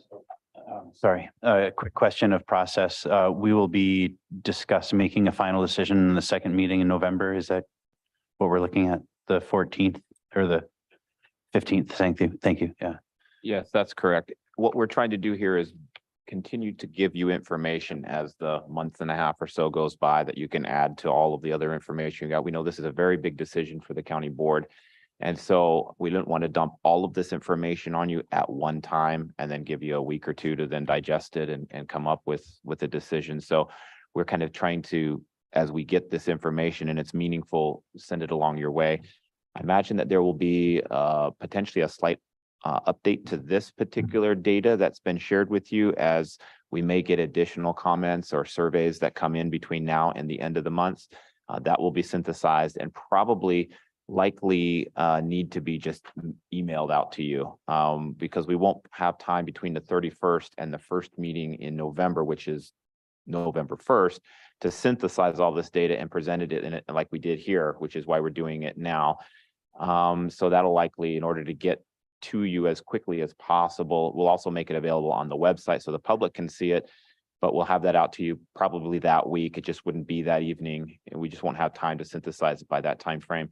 And that'll give you hopefully about 2 weeks to then digest the remaining comments and then hopefully be prepared to make a decision on November 15th.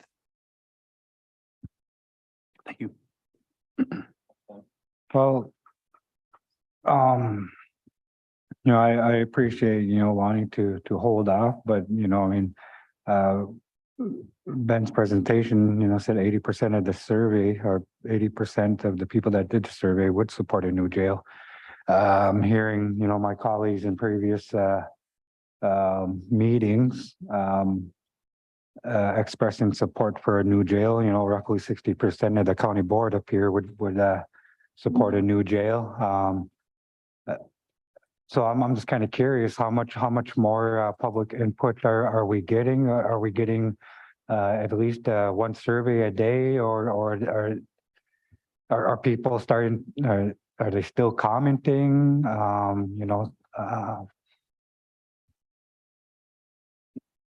Have we hit a plateau, or I would say it is slowed. I want to say a couple weeks ago we were in the 130,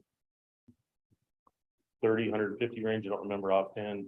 So now we're up to 170. So couple a day, I would say. So with 2 weeks remaining, we might see that number get closer to 200, and now having another public comment hearing tonight. And this is the last open public hearing? Yes. Yes, sir. It's the last one you have scheduled. You can always hold another if you'd like. And to be honest, I think I've received enough information, but I mean, I'm just only one member of the board. I know there's a lot of work that the committee still has to do to prepare for next legislative session. I can understand, my colleagues wanting to continue to, seek public comments, but I mean, if they're coming in 1, 2, every week or two, I mean, I'm not too sure what more could be said for my colleagues to want to change their minds from building a new jail. I would hope that, we could have voted on this sooner than rather than later. That way the committee could can continue to work because as you heard my colleague, Commissioner Lukic in regards to the lost sales tax in Itasca County, I mean, if Beltrami County is going to be banking on that, I think it's important that we get the ball rolling.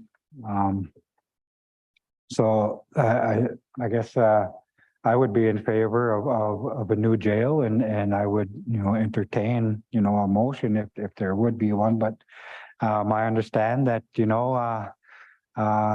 this is a little contentious, especially with election season here. And folks don't want to make some decisions prior to that. So if there are Mr. any. Chair, if I could, we decided on this timeline, that we were going to make the decision on the 14th. We made that decision a few meetings ago. So we just got this information today. The whole point was that we could digest this information, go through the comments, reach out to people. This is clearly the most expensive decision we're ever going to make. Probably the biggest decision that this group of commissioners is going to make. And I very Well, much. Commissioner, hope, what's, you have all the information. You just made, got it. you 5 made seconds that, you ago. made that public comment, a few meetings ago about you would support a new jail. So I mean, what more information, can you get that will change your mind on not wanting to support a new jail? I don't know. But with that being said, are there any other, citizens wishing to address the board in regards to the jail feasibility study? Hearing none, seeing none, I will ask for a motion to close the public hearing. Motion to close the public hearing. Motion by Commissioner Lukic, second by Commissioner Gosvick. Any further discussion? Hearing none. Follow the numbers, follow the process, follow the timeline. That's my input. Thank you. Any further? Mine also. I think we need to follow the timeline. We've told the public that they're going to have until the 15th or in that range. 31st. To 31st to get that information in. And I think we just need to follow that process. Yeah, and Mr. Chair, I'd just like to say too, that, saying that we think that it's important to build a new jail is not the finished product. It's the beginning really of that journey. There's not all, we have to decide whether we're going to be building the jail that, where we're anticipating what our need is going to be in 2052, or are we going to build the jail that we think is what we anticipate our needs are going to be in 2035? Or, are we going to build a huge thing once, or are we going to build something that can be phased in over time? So there's a lot to consider and to go over before we make a decision. And even once we make that decision, I think we're going to have a lot more decisions to make in the wake of that. Mr. Chair, I do understand your position on it. I think, interest of time and stuff, but we've kind of set this as our process, as Commissioner Lukic said, and I think we need to stick with it. This is what we've told the public and we don't want to backtrack on it now. Thank you. One more comment on that. And that is the fact that I also know that there's a committee working diligently on the information that they need to present to the legislature. So it's not like they're sitting on their hands. They're busy working on that so that can be brought forth to us in a timely fashion. Thank you. So we have a motion by Commissioner Lukic, second by Commissioner Gosvick to close the public hearing. Any further discussion? Hearing none, I'll call for the vote. All those in favor signify by saying aye. Aye. Opposed, motion carried. Item 9, County Development Fund Grant Appropriation.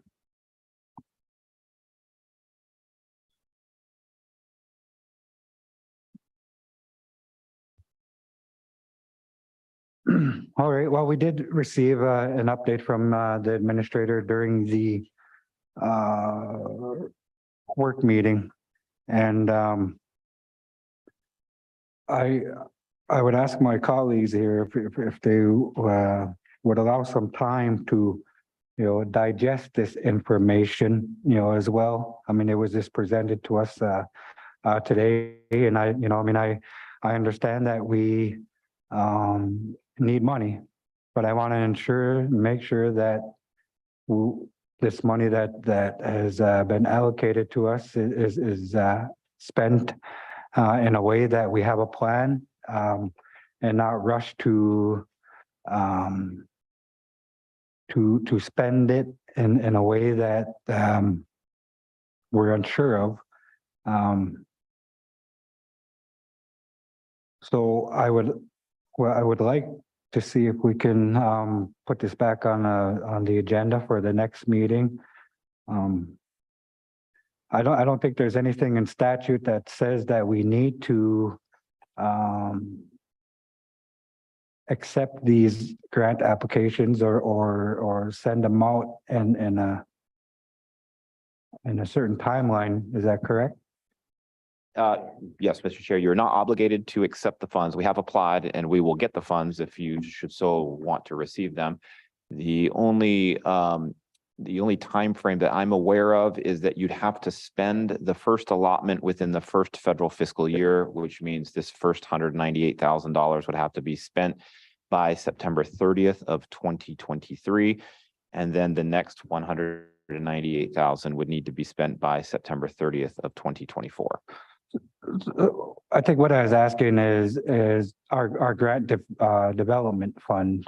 We don't have a deadline for applications. We can open it up in December 1st. So I mean, we do have time to Yes, sir. to look through, how we want to allocate these additional funds. Correct? You do, yes. You have flexibility. That time frame is your time frame, and so however you'd like to set that up, process-wise, is up to the board. I mean, I understand that, we want to be supportive of the grantees that do apply. But I want to make sure that, we're doing our due diligence here as well and making sure that, we're covering all our bases. We're looking at, different funds that we have available that we can access before we, spend this $190,000 on a short-term fix. So that's my thoughts in regards to the county development fund. Mr. Chair. Tom, on that money, you said that we have to spend it by September 23rd of next year. Is that possible that we can use it to buy down our levy for this year on our budget? It is, actually. Is that considered spending it? It would be considered spending it. Because the way you would do that is you would allocate those funds to essentially finance some portion of the operation, and that is allowable under those rules.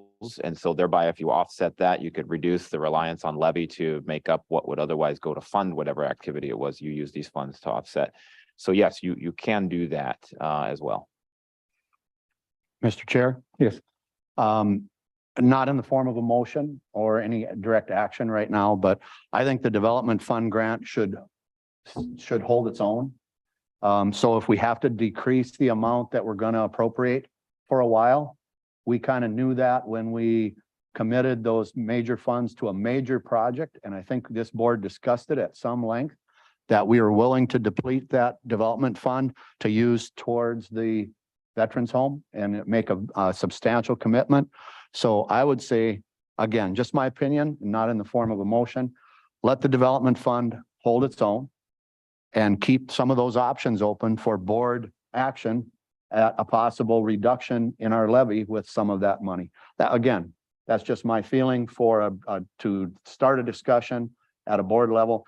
And I'll end with a comment. Nobody has a crystal ball. We don't know how this board is going to look, but it's going to look a little different next year. We don't have everybody returning in a 2023. So if we can move some of those decisions on to that next board, I think that's a polite way of saying we don't need to make all these decisions right now as this board. Make the decisions we need to make on a timely basis. But if we can allow some of those decisions to go into 2023, I would like to do that, to offer the next board some empowerment, some direction on how to take this county forward for the next 4 years in the new election. So again, just my opinion, Mr. Chair. Thank you. Mr. Chair, Tom, would you remind me, are there two tranches? Or is it one lump sum or is it over 2 years? It's 2 years. And it's Tranches over how 2 much? It's, sorry, 198, 2 years in a row. So, okay, so there will be dollars from this left over if we were to use some of this to shore up the fund, and when we allocated the money for the Veteran Center, and again, I think or the Veterans Home, it was the right thing to do.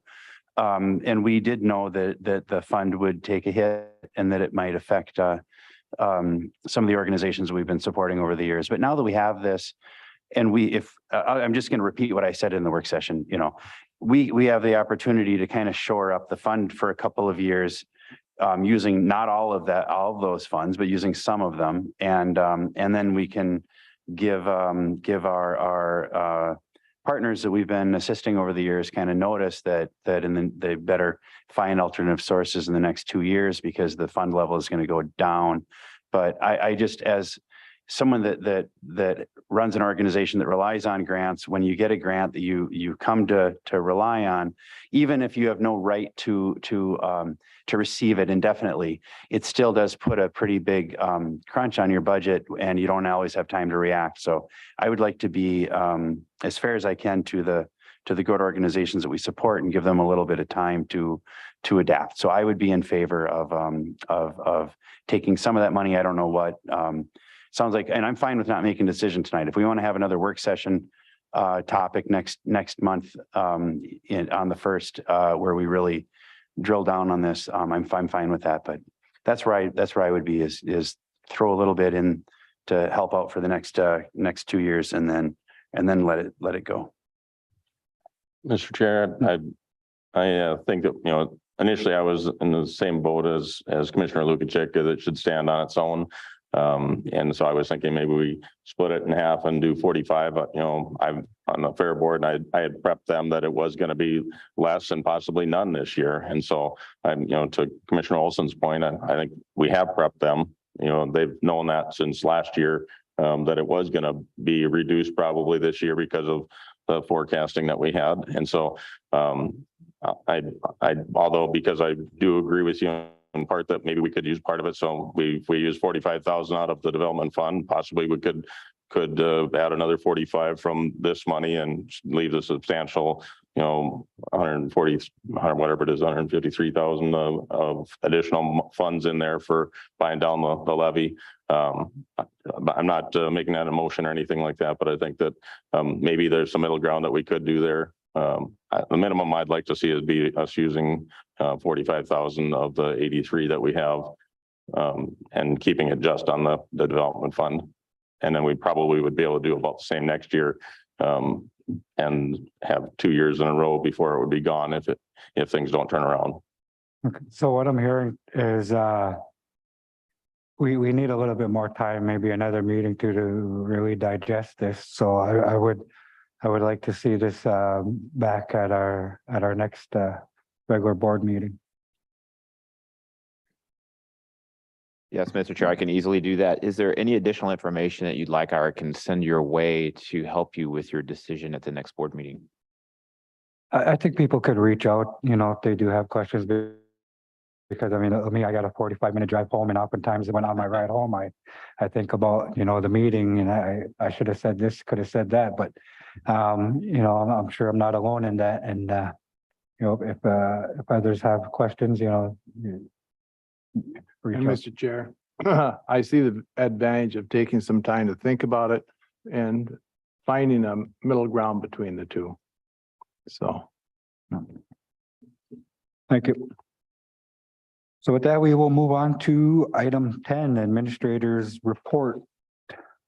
Thank you, Mr. Chair. I'll try to breeze through this. Couple of quick updates. A lot of things are going on throughout the county. You're pretty familiar with the jail project, and we talked at great lengths this evening as well about that process. Just wanted to make sure that you have all the information you need as we move towards that November 15th decision time. So if there's anything that you feel like you're missing or that you need, please don't hesitate to reach out. We've tried to give you all the essential information in the notebooks that we created, but all the other stuff as well is on the website. But I just want to make sure that there isn't anything that you feel like you need or that is missing. And I want to just get that to you if that's the way you felt. I also wanted to update you, the Health and Human Services Director, as I mentioned a few weeks ago, has decided to retire, and her last day will be January the 3rd.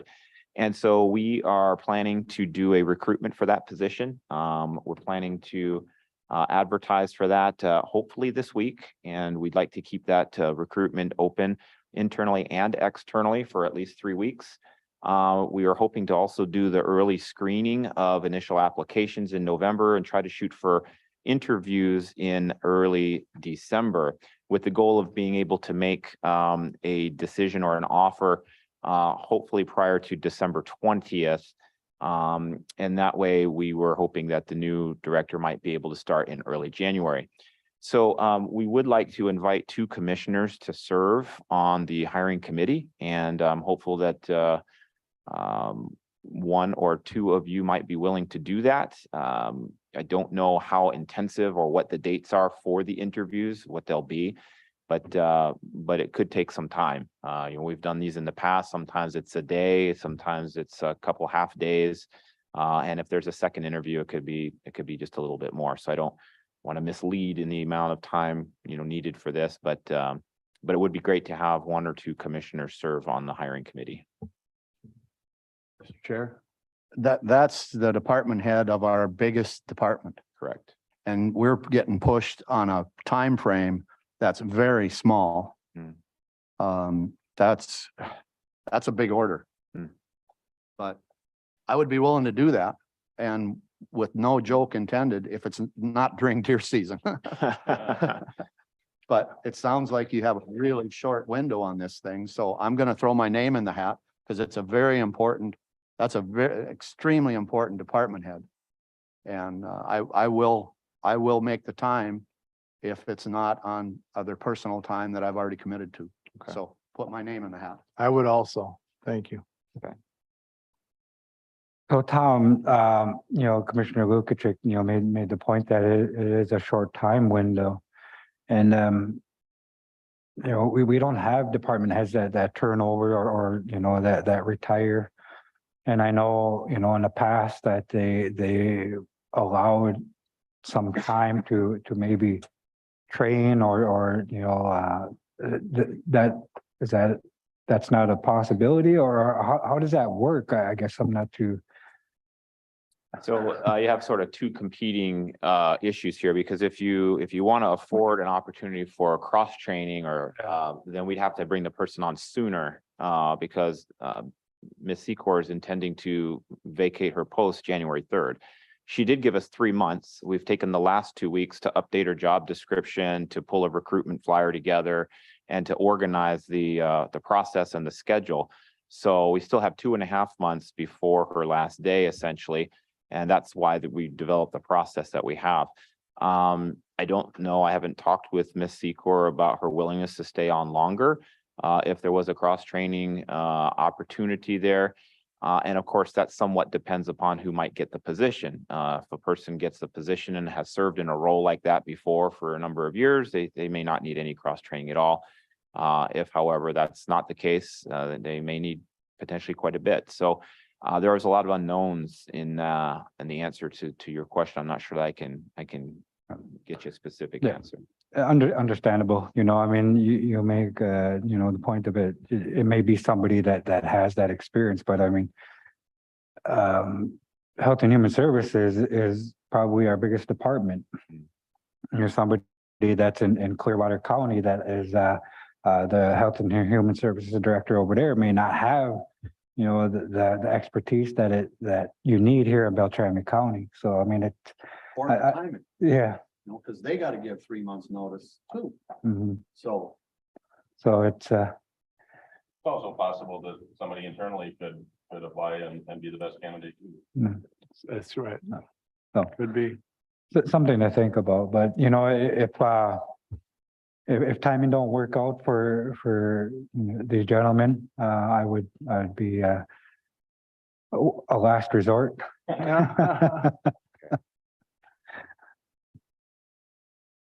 Shoot your deer early. Yeah, well, deer season in Red Lake started September 15th, so. Excellent. Well, thank you for that. Just to continue on with a few more updates, want to let you know we have been continuing to make good progress on the employee appreciation or via the Employee Appreciation Committee. This is the committee that is reviewing the 15-year-old resolution and the program and program goals and aligning it with state statute and also auditor recommendations. To date, we've met several times and we've been able to pull together a revised resolution and also a guidance and implementation document. That information is going to be going to the management team for an initial review there, try to vet out any issues or bugs or concerns there. And the hope is to be able to bring that to you for your consideration sometime in the month of November. Just as a reminder, non-medical behavioral health holds continues to be a challenge for the county and an enormous financial liability.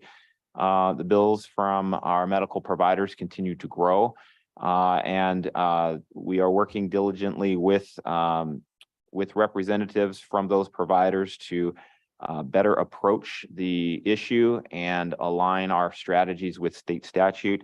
Myself, the Health and Human Services Director, the county attorney have constantly been involved in this work for the last several months. I think we're close to a resolution. The resolution may involve bringing forward some contracts for services with pre-negotiated rates and services and that sort of stuff. We don't have anything for you to look at just yet, but I just wanted you to know that is an ongoing challenge for us. There are motivated folks at the table, and that we're working very hard to try to get that particular issue put to rest. So more to come on that going forward. We've already talked about the LATCF funding, so I won't spend any time on that. Just want to let you also know that we are working on a new commissioner orientation and onboarding checklist and guidance document. This is going to be new for the county. As you know, we have a couple commissioners that will be joining the county board.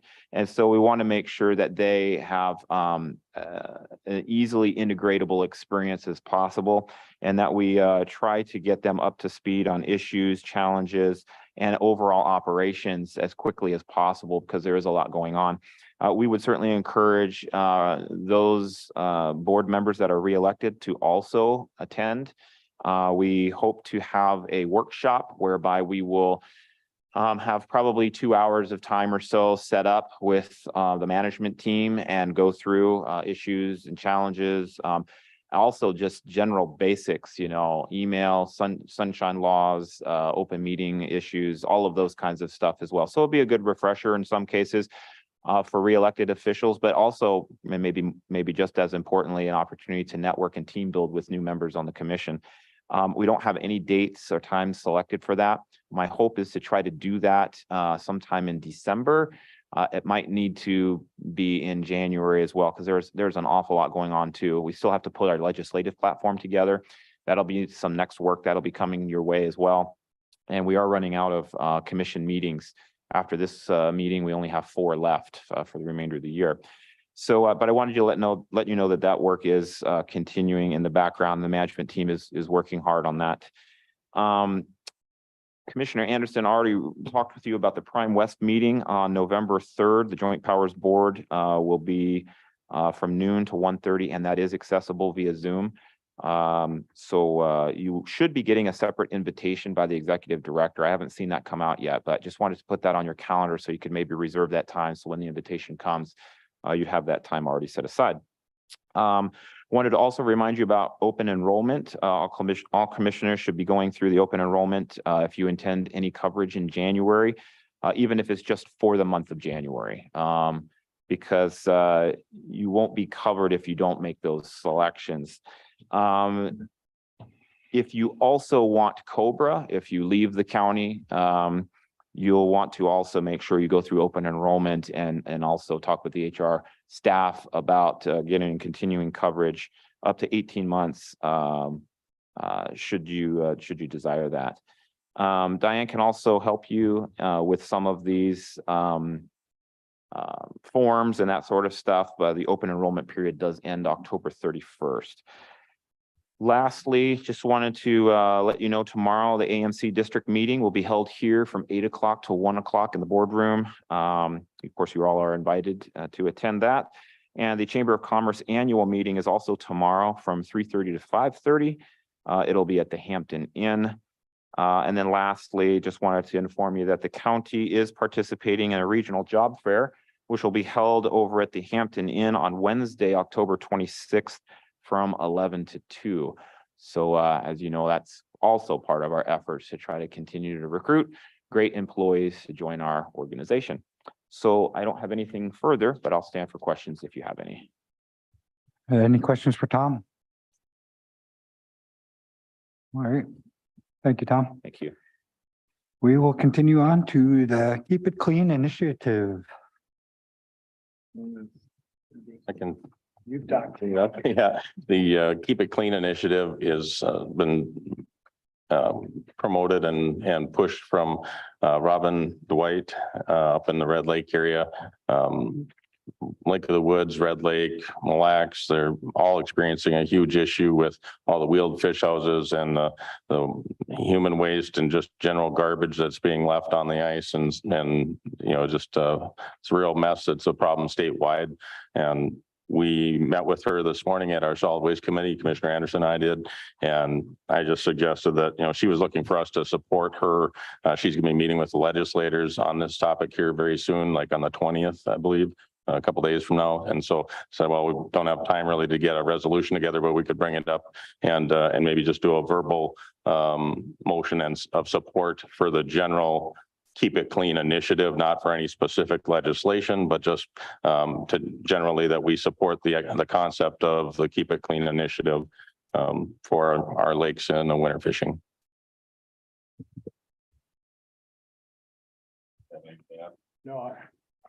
No, I believe that's what we're asked to do. It's not to make any resolution. It's just to say we believe in the concept and encourage that movement.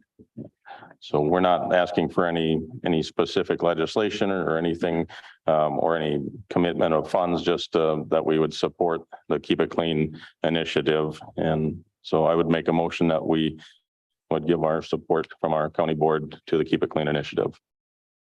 I second it. All right, we have a motion by Commissioner Goswick, second by Commissioner Anderson to express support for the Keep It Clean initiative brought forward by Robin Dwight. And I believe we are making an exception for this because oftentimes we try to keep it. Yeah. So, you know, I've talked to Ms. Dwight a number of times and support the job that she's doing. So I express my support for her willingness to address this and so if there's any. We made a motion to not make a motion to approve a motion to approve. And back, yeah. I follow it. Completely clear. Is it allowable in the Roberts rules? Yeah. Yeah, I have talked with them as well about this. I fully support it. So.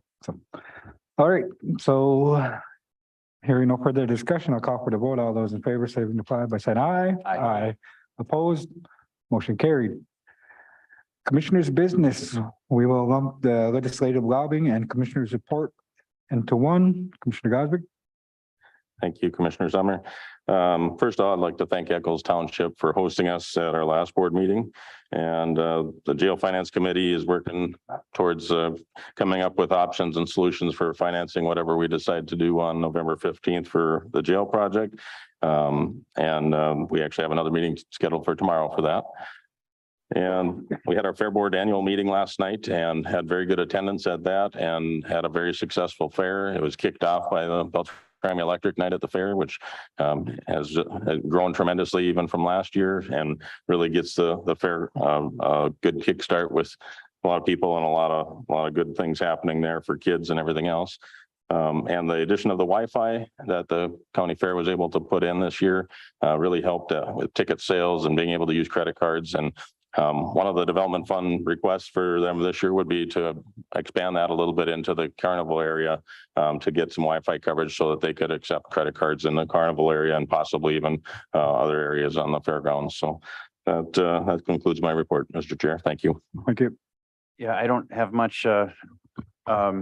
We had a land review meeting yesterday, day before, yesterday. It was yesterday.